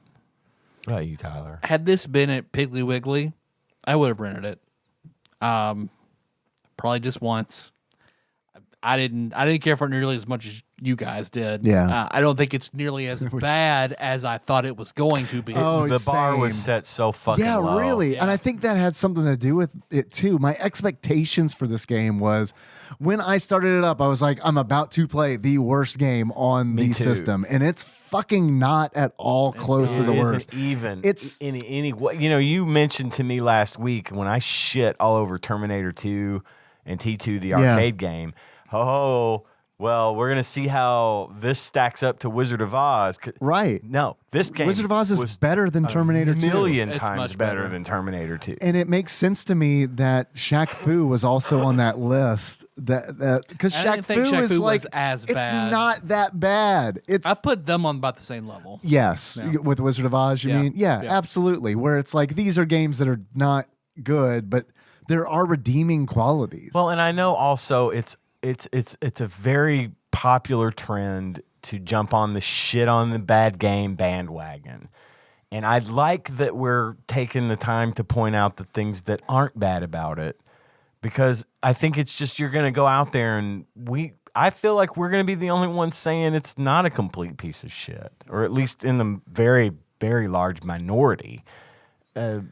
I don't know. I don't see what the fucking hate is about. I do. There are but not there are big that problems much with it. hate. Not that much. Yeah, do you- because there are so many fucking games out there that are 100 million times worse than this. Do you think we talked about this at Terminator 2? Do you think it being tied to the Wizard of Oz has anything to do with that level of hate? Like if this were just a Oh yeah, it's out there.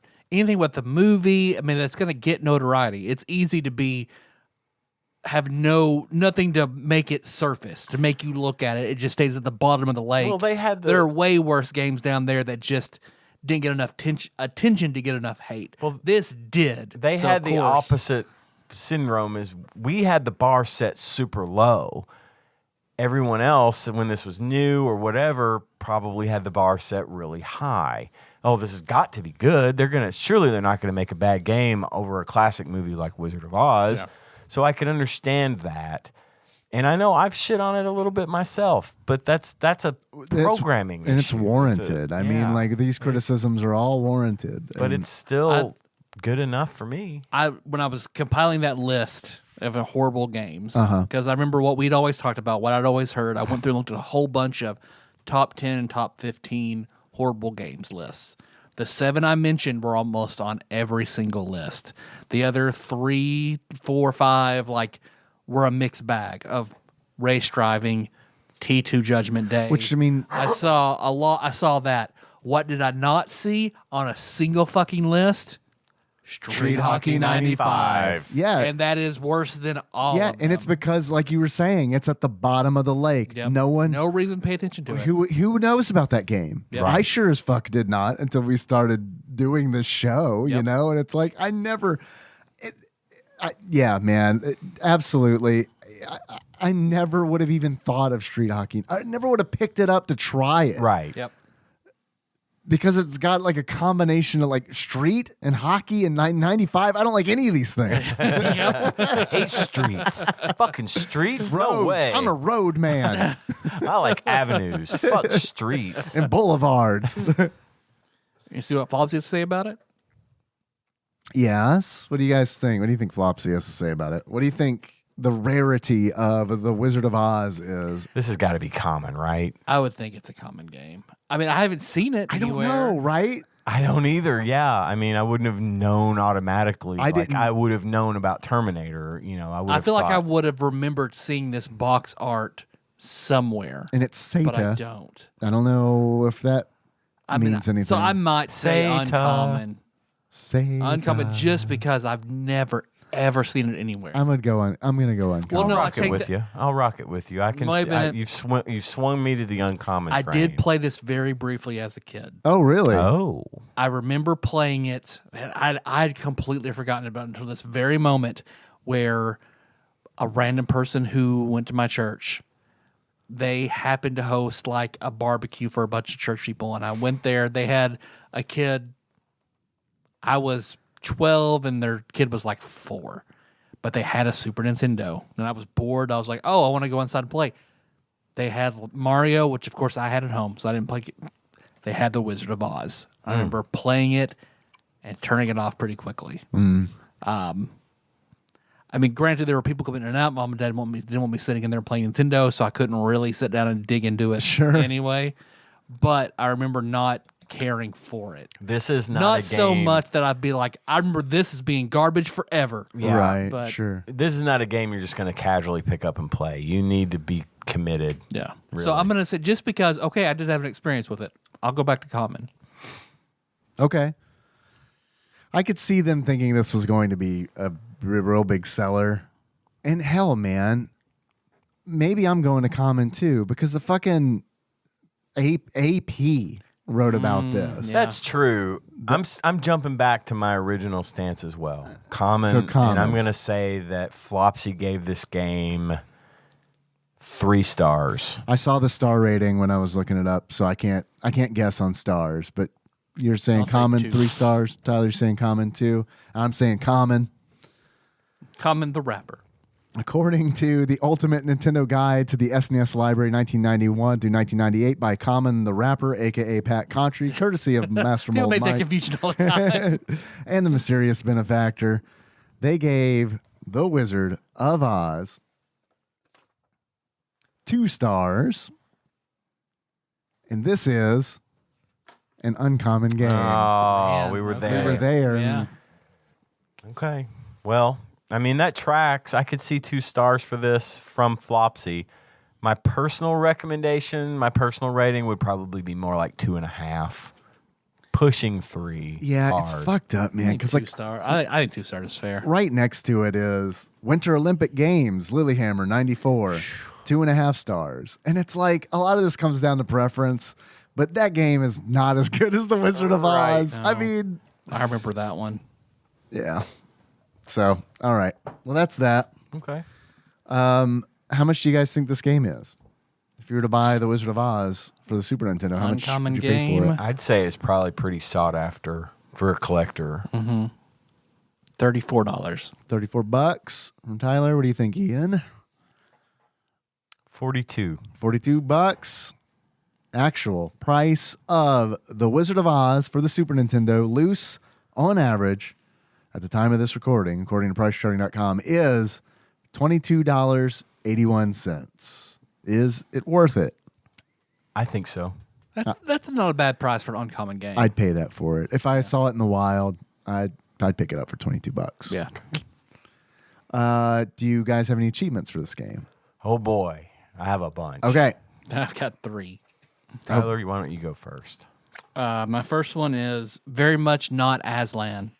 and that is you die as the lion. That's great. I love it. Nice. That's a good one. Yeah, because he doesn't come back. He's not a Christ figure He's at not all. God lion. Yeah. He's you not the allegory for Jesus. You don't get a lot of Aslan references these days. Good shit, Tyler. I love it. Cracking. Cracking good show. Kick. It's all in the mind. Kill 30 enemies with Dorothy's kick. Nice. Nice. Mhm. And then Billy Corgan ain't got shit. Smash 30 pumpkins. Awesome. I was trying to come up with one for the pumpkins, and I didn't even go to Smashing Pumpkins. Damn. Good shit, Tyler. Those are very good. You want me to go next? Please. It's going to take a minute. Okay. Perfect. My first achievement is, and your little dog too. And your little dog too, you get 100 double ring outs. Oh, wait. That's a different game. Sorry. My next achievement is, someday I'll wish upon a star. And that is pick up and use the shooting star wand. My next achievement is, and wake up where the clouds are far behind me. And to get that one, you get blown off the cliff or bridge to your death by the clouds that blow on you as you're crossing the bridges and stuff. Those are fun. My next Wind achievement, physics. yes. Second level in the game. And wind physics are introduced. And it knocks you right the fuck off if you don't know what you're doing. My next achievement is where troubles melt like lemon drops. And that is die from lemons falling on you in any of the forest levels. That could also be Lemon Party. Lemon Party as well. My next achievement is away above the chimney tops. Hurry through any building or city level without doing anything, which is what I did. Just jump until you're out. That's what I did on that one. That's where you'll find me is the next achievement. Rescue all of your friends. Okay. If happy little bluebirds fly beyond the rainbow, why, oh, why can't I? Is my next achievement. And that is use the flying ruby slippers to float over levels you don't want to deal with, or if you don't have all the bricks you need to cross the canyons. You can use the flying slippers to cheat the shit out of that. That's nice. You can't just cross the whole thing, Sure, but you because can at least get you can to the cross big midpoint gaps. or to Nice. the end. I'm glad you brought up bluebirds because, wow, didn't expect those to be enemies in this Yeah, video game. everything, It's like, oh, sweet little bird. everything. Oh, fuck. Mice, birds, fuck. Everything's trying Corn? to kill you. Cord. Fucking saw blades. They're so useful yet deadly. And my last achievement is, well, that's a horse of a different color. Come on in. And to get, well, that's a horse of a different color. Come on in. Play the ROM hack version of this game so you do not have to collect all the tickets to get into the Emerald City. And that is all of my achievements. Very good. I only have 3, 2 of which are half baked, but here we go. First one, lemon stealing whore. In order to unlock lemon stealing whore, make all the lemons in any stage drop without taking any damage. Tough to do. Yeah, it is tough to do because of their alchemist fire 1 point of splash And damage. they get little mean faces right They before do. they fall on you. Some sour fuckers. Yeah, they are. Next achievement is the road to hell is paved with good intentions. In order to unlock the road to hell is paved with good intentions, be Manly and Associates and make this video game. Nice. And my last achievement is the Wizard of Id. In order to unlock the Wizard of Id, Great game. read the instruction manual. Yes. The instruction manual was packed chock full of scenes from the movie. But also complete and utter fucking bullshit. Yes. I hated that instruction manual so much because it's like, hey, I bet you thought you'd find useful information here, huh? Well, at least we're going to tell you can fly with those slippers with wings on it. And that's like it. Yeah, be careful. If you fly too long, you may take a tumble. You're right. Yeah. It's all like folksy wisdom. Written by some motherfucker from Kansas, probably. back Moss in the always 30s. grows in the north side of a tree. Right? It's the farmer's almanac of instruction I manuals. think that McElroy bit, that farm wisdom. Yeah. Farm Do wisdom. they still do that? They did it for like, I think their once a year show for the Max Fun Drive. Gotcha. They brought it back. But, Oh, that's nice. I'm glad it hasn't died. Tyler, yes, Dave. I have had fun today talking to you and Ian about this video game. If you were to give this game a beard, what kind of beard would you give it? I would give it, because now I can make the proper reference, the melting flesh beard of the Nazi who dressed all in black who opened the Ark of the Covenant. Okay. So, yeah. Because he melts like the Wicked Witch of the West? Perfect. There we go. Yeah. That's why I stared at you blankly You're for a so minute. smart. Dave with the assist. You knew exactly what I meant. Uh-huh. I was in your mind.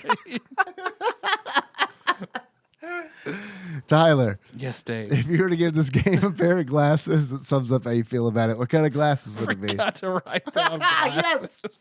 Yes. It would be the glasses of the Nazi in all black. The who looks- glasses you've left. You go to work, and halfway to work, you realize everything kind of looks weird. Shit. Oh, I left my glasses on my nightstand. I've got an alarm on my phone set. Don't forget your glasses. Because Oh, I really? will do that every morning. Really? And then on the way to work, be like, kind of blinking, like, things feel a little weird. Shit. And now I can't see my screen properly at work. I think that's might be actually like a good thing because it means that your vision isn't that bad. Because I just have an astigmatism. Because so. like when I wake up in the morning, and my vision really honestly isn't that bad either, but immediately it's like, man, it'd be nice to see shit. Glasses. Right. Well, you guys want to take a break and hit a quick community corner? We want to talk about next next week. game. Oh, I have next game. I have some suggestions if you are interested in hearing them. Instead of course. doing the randomizer, what with it being this close to Halloween, I thought maybe we could play something horror based. Okay. I don't think you haven't done Mary Shelley's Frankenstein yet. I No. heard it's not great. Yeah. Or You want to go to that off the back of the Wizard of Oz why not? and Terminator 2. Why not? We're kind You've of listened to this show, we're right? You dredging. know why. we're Now for the- dredging at this point. I don't think we're gonna run into a whole lot We'll of call it gems. the October shit streak. Nice. There's also Musia, the classic Japanese tale of horror. That's a game. Is that a North American release? It is. Interesting.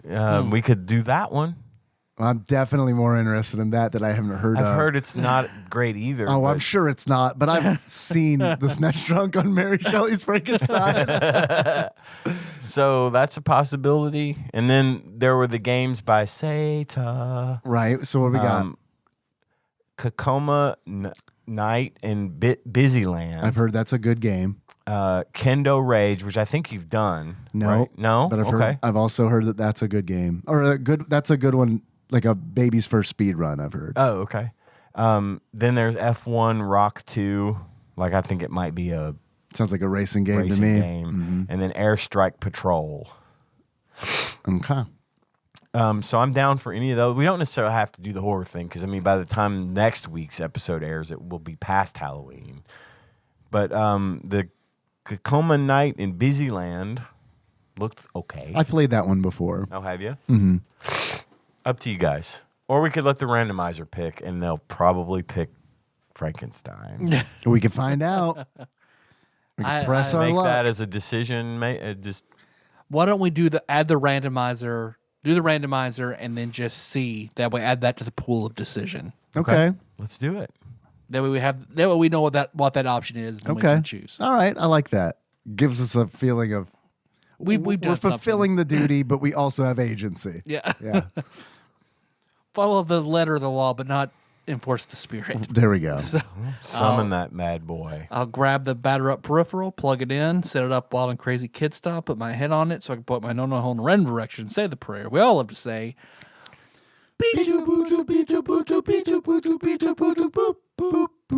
no whammies, no whammies, no whammies. Stop. 32. Oh. Mary Shelley's Frankenstein. Mary Shelley's Artie Lightfoot.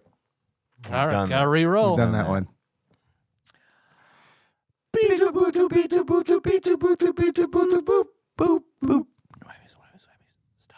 537. At the M's, S's. S's. Not super, though. Ooh. Yeah, right. The rare Super Nintendo game that starts with S. Not It's super. Not super. And we've done it before or not? We have not. We have not. This is a new one. We've done SimCity 2000.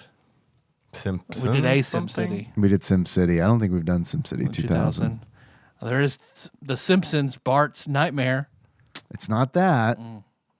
It is Stone Protectors. Oh, which I believe is, I almost bought it, but I didn't buy it. because that's the troll fighting I game. believe that's the troll stride scrolling beat 'em up. Okay. I've seen you play that. You streamed that for a minute. No, Drex did. Oh, okay. Yeah. Well, maybe I saw him stream it and I was like, I'm going to check it out. And then I noped out in 2 minutes. Maybe. But I know the first time I ever saw it was Drex streaming it. Okay. Well, that's a good option. They had it at Infinite Collectibles. I almost bought it, but it's like, well, spoilers. It was like $80. So we might not have a how much is this game next segment. You mean a trolls thief beat 'em up? Was more expensive than the Wizard of Man. Oz? Did you know that troll dolls were more popular than Judy Garland? That's a new sentence. I just awoke a sleeper agent somewhere. So did that knowledge make things easier or more difficult?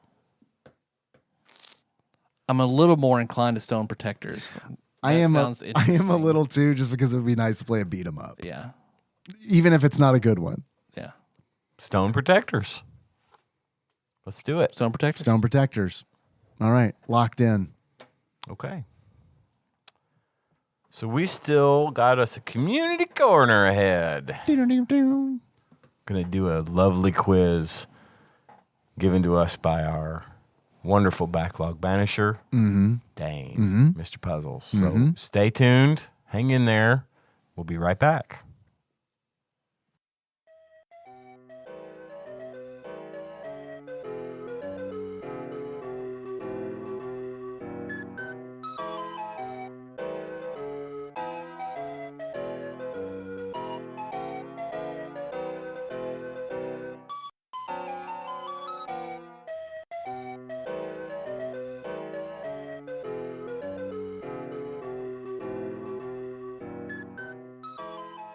Roll it.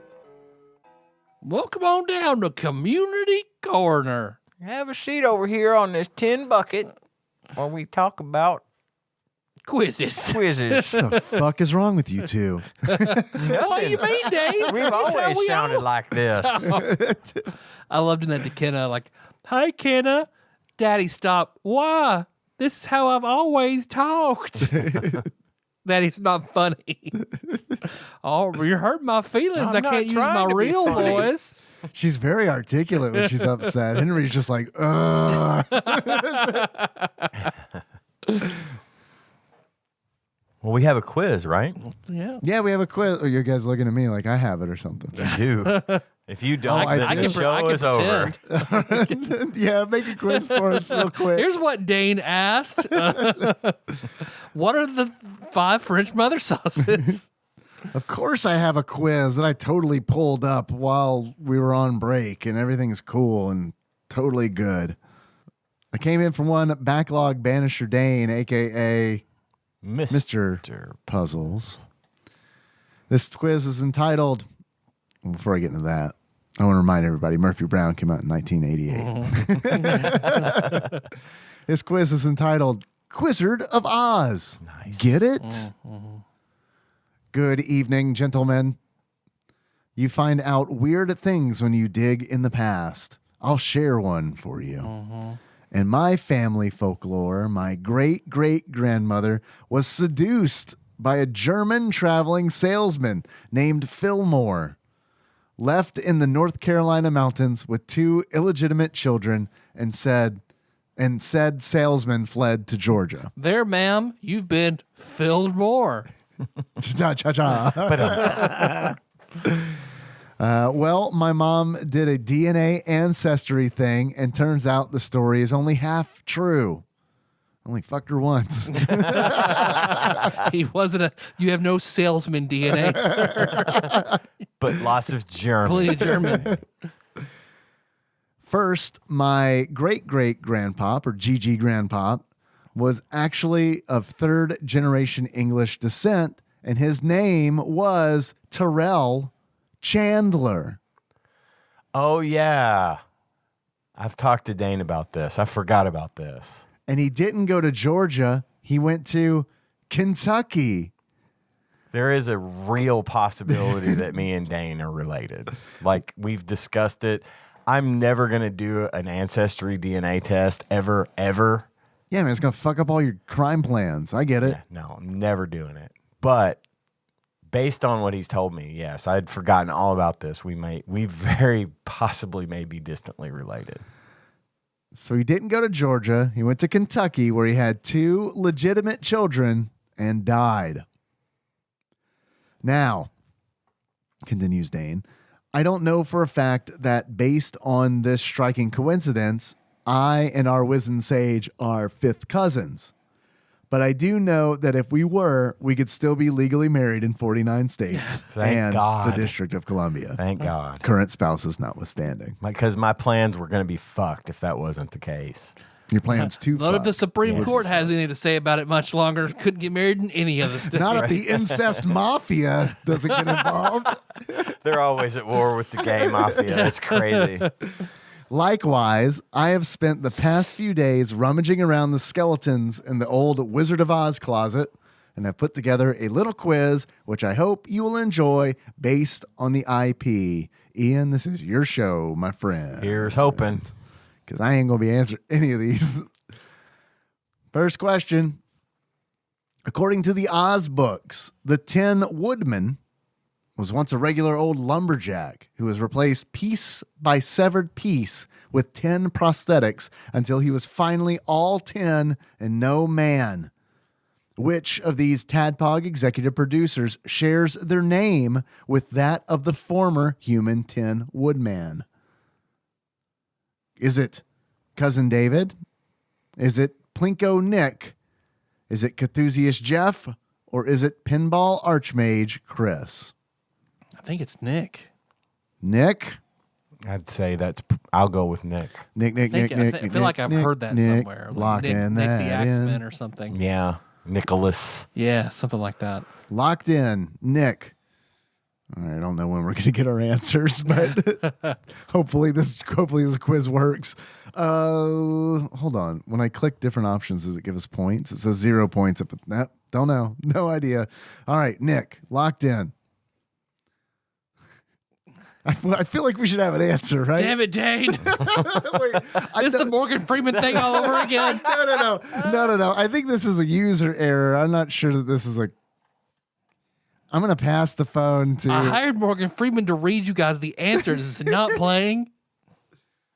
So if I select different... What do you think? When I hit submit, is it going to give us the right answers? Probably. I Maybe? think probably. Okay, so we'll wait to the end to get our answers. Okay. Womp womp. All right. Next question. If we don't, Well, it's going to be hilarious. it Because we're going to is. get to this whole quiz and be like, we don't know the answers, folks. Hope you've enjoyed our podcast. But on Patreon, the answers will be revealed on a Patreon exclusive. Next, Dane answers for his crimes. Patreon exclusive where Dane apologizes and tells all the answers. next question. L. Frank Baum, author of the Oz books, was a published nonfiction writer prior to the success of the Oz series. Can you guess the subject of his debut work? Is it the hobby of stamp collecting? Is it a thesis on the terror-inducing Brothers Grimm? Is it the use of a home printing press? Or is it making chickens fuck? Is that maybe an animal husbandry thing? Is that the answer where it's like, so. oh, of course it's not making chickens fuck, but it is. Making chickens cluck would be cluck. Not and that fuck. hard to do. I would say because I feel like Oz borrows so much from know. how dark the original Grimm tales were. I know, but I feel like this is There's that It's psychological. got to be Logical. an animal husbandry thing. I'm going with the chickens. I want to go with the chickens too. Can we convince you, Tyler, to go chickens? You get 2-1. You can go Give chicken. me a note card, Oh, are you writing down? just in case. Okay. So we went with Plinko Nick first Yeah. As the wood as as the Tin Man. the tin. Tin Woodsman. It should be Tim, right? Tim. Tim. The Tim Man. Woodman. It's Woodman, not Woodman. Right. Once I was Tim, now I am 10. It's perfect. Do you still want to go Grimm as your answer? I would say Grimm. Okay. All right. I'm going chickens fuck. Me too. So I'll put that down for you and me, and Tyler gets Grimm. Okay. Was he from Kansas? Could've Seems like he been, was. could've been. But I don't know. All right. Because I think if he's from Kansas, I'm definitely I'm already going making chickens fuck. But it's Better with the movie itself and not the things surrounding the movie. well, Ian. Question 3. I hope. Now I've said that. During filming of The Wizard of Oz, Terry, the dog who played Toto, was stepped on by one of the witch's guards and suffered a broken paw, taking her off set for 2 weeks. Your sympathy may run dry, however, when you find out how much more money she made per week than the actors who played the Munchkins. I did know that the dog was paid higher than the Munchkins. That's fucking I knew awful. That is awful. Is that like a Screen Actors Guild thing? Was Terry a member of the Screen Actors Guild? And the Munchkins weren't. Right. Was it? Did she make?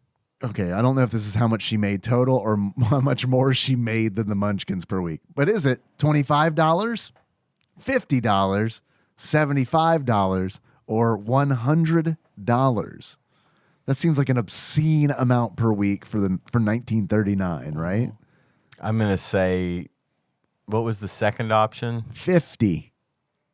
About 50. I'm gonna say $25. I bet the Munchkins didn't make $25 a Yeah. week. I'm going Let's go with 25 as whatever well. sounds the fucking worst. Right, which is 25. Yep. Locking it in. Okay. Next question. The 30s were a different time, and safe working conditions were a luxury that, frankly, didn't exist. Which of these was the least hazardous prop or substance used on set for the film? I have a feeling asbestos, snow. Asbestos is coming gonna be up. here. First one, the Tin Man's oil tears, or the lion's costume, or the Wicked Witch's makeup, or is it the snow in the poppy field? We know the snow was dangerous. Which one is the least hazardous? The least hazardous was probably. I feel like whenever I heard about the Tin Man's makeup, the tears being toxic would have been included. What was the second one again? The lion's costume, which that seems like a trick. That seems like a trick. Because like what would Because it be was hazardous? the Tin Man's costume that was hazardous. Right. So maybe he's flipping it on us. And we know that the body paint is bad anyway. I know that there was. I'm almost positive I read something about the Wicked Witch's makeup being like seriously. I could. And we based on I could see that. Mythbusters, we know that that's a thing. I think it's the lion's costume is the least toxic thing. Okay. I mean, And he's. if we're wrong, we're wrong. But I would argue that he's not. He showcases no toxic masculinity. yeah, but I agree. Lion's costume. but I'm not. That's not to say that the lion's costume wasn't toxic. It was the least toxic. Britney Spears is also not on this list. Did you see that post she made? Did you see that tweet? They were talking about it on Discord today. By the time this airs, it's gonna be super old news. But it's like the tweet of her like lying on a bed, nude, Oh yeah, I did see that. hand bra, and the post vaguely being something about her pussy pulling a legislative act or something like that. I didn't see that. Yeah, I don't know what it's about yet, but I guess we'll I find don't out. care. She's still hot. This pussy needs your scrotus. You're screwed. Oh, good shit. Next question. Morality question. Sponsored by milkross.com. You are an adult, male, semi-magical entity who is approached by a clearly underage girl in a spooky forest. She makes an unsolicited, I'll scratch yours if you scratch mine offer seeking a favor. How do you respond? Assist the helpless little girl, appearances be damned, or make hasty retreat before Chris Henson can ask you to take a seat?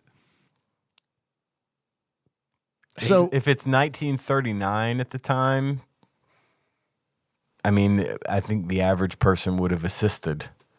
well, and also keep in mind, But if it's me, I'm running. you're an adult male semi-magical entity. I feel like that might be like that. Are we all semi-magical? Yeah, by what measuring stick? I can get a boner right now. Fucking do it. You fucking do it. You fucking do it. Bluff called. Bluff called. Pull it out. I think the semi-magical entity is the only wiggle room in the 1930s, I guess. Those are the only two wiggle rooms there. I'm going to make a hasty retreat. Yeah. I say, and even in Oz, that's like, oh, this is a trap. Yeah. It's a trap by some witch. Uh-huh. So we're all agreed, hasty retreat. Yep. Yeah, I kind of feel like that's an easy one. I was trying to make it a little more. I was trying to drum up a little more conversation with, wait, what semi-magical entity could perform pedophilia? Never mind. Hasty retreat. I guess the Great Gazoo? Mr. Mixelplex? I'm from the future. It's normal there, I promise. Yeah. It's totally legal. It's like marijuana from state to state. I'm from the future. It's fine. Trust me. It's not a choice. Those jazz cigarettes? We raise you for this very purpose in our future. Next question. Fuck, marry, kill. Sponsored by milkross.com. Scarecrow, Tin Man, Cowardly Lion. I'm fucking the Cowardly Lion. Yeah, you have to. Like, I'm fucking That's that. the one with the warm hole. Yeah, Yeah. and, like, that's a great sub. Like, that's a great sub. Oh, yeah. Like, real good. Yeah. Come in my ass. Yeah. Come in my ass. Apparently, I can get a boner real fast, too.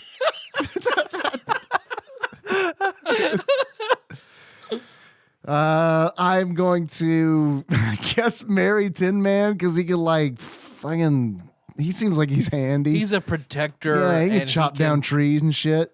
That's true. Yeah, he's the more utilitarian pick. Yeah. Yeah. And I'll kill the Scarecrow Light because him on fire. that It's easy. motherfucker, yeah, like, he's like, what's he going to do? Ever cook popcorn? No. Oh, he's going to tell me how many times do I have to hear about a fucking isosceles triangle, motherfucker. I get it. You're smart.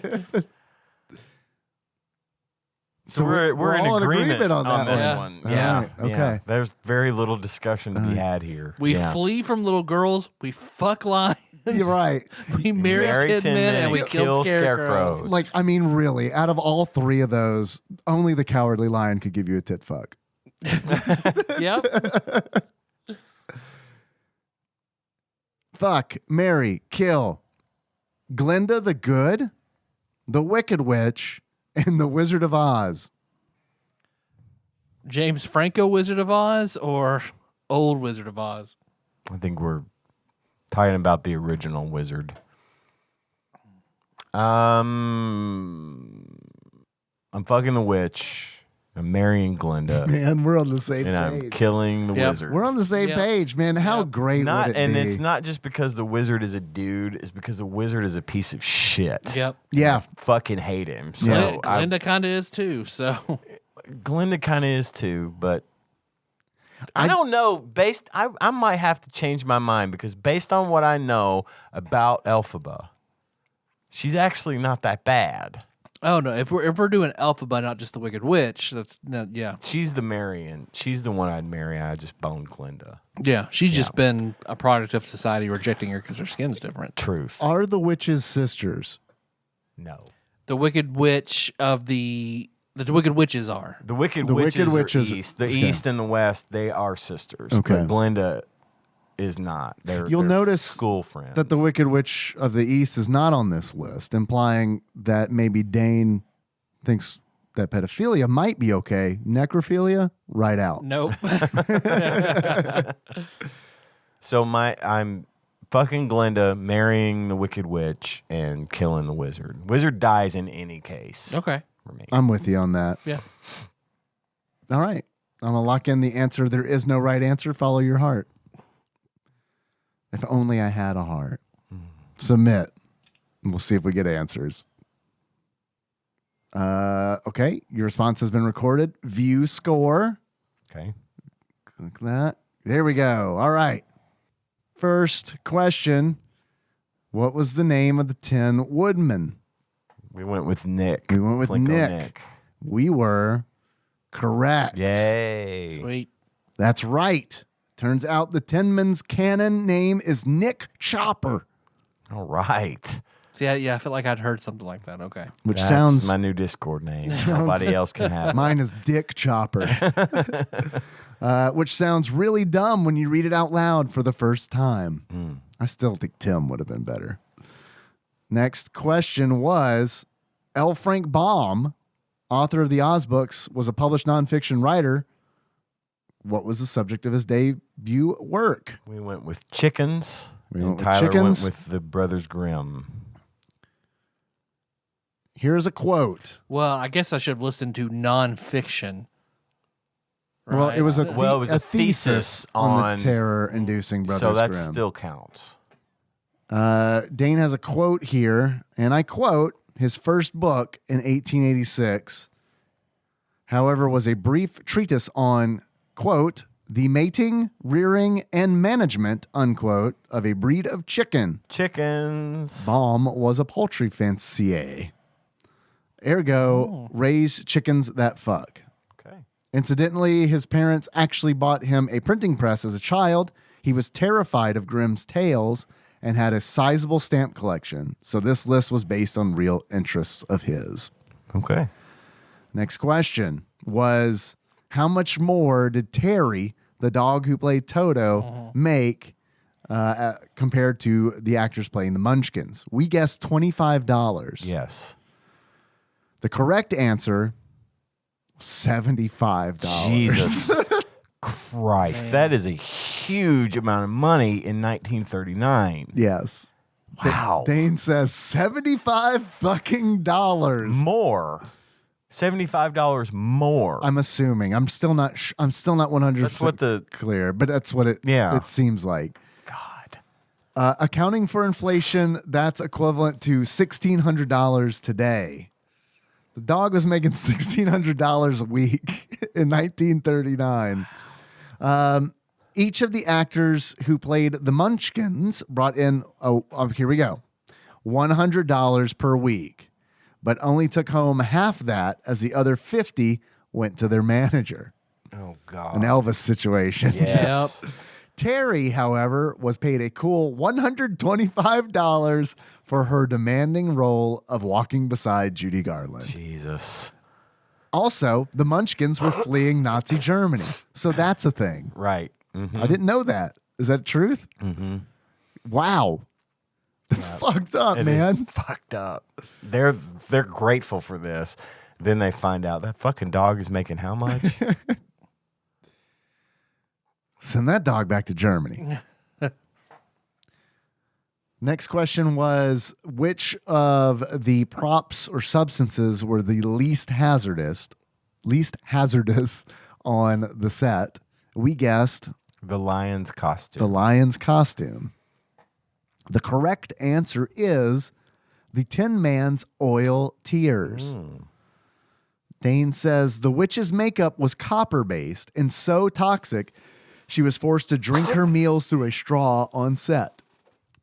The snow was fucking asbestos, which they already knew would kill you. Oh, they did know. Wow. And the Tin Man's tears were just chocolate syrup. The lion's costume was real lion pelts and non-toxic at all, but weighed 100 pounds and nearly induced heat stroke under the intense lighting required to film in Technicolor. Well, not to mention how much that motherfucker moved around in that thing. Like, he went running in it. Yes. And they didn't use stuntmen for that shit. So we should Wow. get Jackie Chan for the next Wizard of Oz. Yep. Absolutely. And then the morality questions, he gives us no guidance on that, nor the fuck murder kills. Okay. Well, Fuck Mary kills. we were about 50% on that. All right. Tyler was 25% because of the Grimm Grimm fairy Brothers tales, Grimm yeah. thing. That's pretty good for us. Yeah. I'll take that Especially- as- we haven't Yeah. had a quiz in a while. Take We're that as a rusty. win. We're rusty like the Tin Man. That's right. Just need a little oil can. Okay. Man, when I was playing this game, you saying oil can and all that reminded me. Henry came in and he was like, "What are you doing?" As he is to do typically when it's time for bed and I'm playing a Super Nintendo game for the show. And I'm like, playing The Wizard of Oz. And he was like, "Oh!" And I was like, "You know The Wizard of Oz?" Because we haven't watched it together. He's like, "Yeah, lions and tigers and bears." Oh, my. Oh my. And I was like, "Yeah, that's right." I was like, "How do you know about that?" School. Oh, all right, cool. Good night. Nah, I'm a softie when it comes to Hey, usually. kid, you a lion, you a tiger, you a bear. Elementary school playground rules. Usually I'm pretty hard ass about getting him in bed, but when he's watching me play a Super Nintendo game, he knows he's got a little more time. He knows he's on borrowed time. Well, it's pretty late, boys. So we probably need to wrap it up there. Yeah. Let's do that. Thank you, Dane, for the quiz. Yes, very thank much. you very It was much. great. Thank you for listening, everybody. You can find the show on iTunes. iTunes? iTunes. Yes. Digital graveyards where you can Spooktober. upload your soul. Yes. iTunes. iTunes. I'm going to go ahead and register that. Not SoundCloud, Spotify, just everywhere. Just Google TADPOG. Let's see. We've got a lot of different things to go through, but the most important being Patreon and Ian's Toy Box. Yeah. First and foremost, I'm going to tell you about our wonderful donors who are known as our executive producers. They donate $20 or more to the cause every single month. And I'm going to read that list right now, starting with Cousin David Galino, Plinko Nick Price, who shares a name with the Tin Man, Cubicle Monkey, Enthusiast Jeff Miners, Master Cycle Baron Kevin Link, Joseph Phillips, Gamebug Prime Nathan Eaton, Usurper Grimm, Matt Gentile, a.k.a. Gentle G, Princess Consuela Banana Hammock, Flavor Trick, Taryn Landon, congratulations on your marriage, Pinball Archmage Chris Edler, we're sorry you couldn't be on this episode, Platinum member Brett Miller, Sandwich Pope Phil Hawkins, Nate from Utah, first time caller, and Drinksmith Joey Webster. Thank you guys so much for your generosity. Thanks to everyone who donates to the show. Hell yes. Thank you. We love doing this show, and we're so honored that you feel that even in these trying economic especially times, at these times. you can find a little money to throw our way so we can keep doing it. And as a reward for that, one of the things I've been doing, as I've mentioned many, many times, is my big toy box. I've got a nice toy box in there. toy box. Big toy box. A little toy box in there full of some old stuff that I've had, little toys, mostly Star Wars type stuff. iTunes is available. It is. It's available. We Get just have it? to make an offer. Oh, you have to make an offer on it? Yeah, it's one of those where they'll never leave you They're the fuck squatting alone. on it. Yeah. Yeah. I'd say $7,000 be worth it. No, don't do that. I'm kidding. Make an offer of $1. They'll probably sell it to us for $7,000. Oh, I'm sure they would. Anyway, I've got this toy box full of stuff that I've been giving away. People are very excited. We've had 2 contest winners. They've all been very happy with their prizes. This month, in addition to some toys out of my toy box, if you increase your donation by $1 or donate new $1 or more to the cause, you will be entered to win some toys, and you will also be entered to win, courtesy of Paul Korn, a special 2-character color commission artwork from Landon and Brandon Franklin of Wayward Cross Comics. Again, courtesy of Paul Korn. He's footing the bill for that. Once you've won, we'll put you in touch with him, and then you can tell them what you want drawn and colored for you, and they will do it. This is a one-of-a-kind piece of art just for you. So get your donations in and enter to win. Right now we've got 5 contestants for the month of October. As of the airing of this show, you've still got a few days. If you can get your donations in or increased by 11:59 p.m. October 31st, 2022 in your time zone, you will be entered to win these great prizes. So get in there and do it. Unless you're the Great Gazoo, you fucking child fucker. You know, you dirty piece of shit. Yeah. You don't get to enter in that case. Your time zone is banned. But everybody else, You're in. you're in. Wasn't he responsible for something awful in the future? So he was sent Yeah, I back? just told you. Yeah. Were you not listening to the whole was bit? I mean, yeah, it was. I was reading that from the Flintstonepedia. Oh, and by the way, if you want to check out Wayward Cross, search out Wayward Cross Art on Instagram, Twitter, or TikTok. You should check it out. They're really talented. For sure. For real. So our theme song gets moved by Sycamore Drive. Link to that track. Find the shows at tadpog.com. Hey, you guys want to close it out? Like really tired. Okay, perfect. I want to try that hard on that one. So until next time, tropical Capricorn.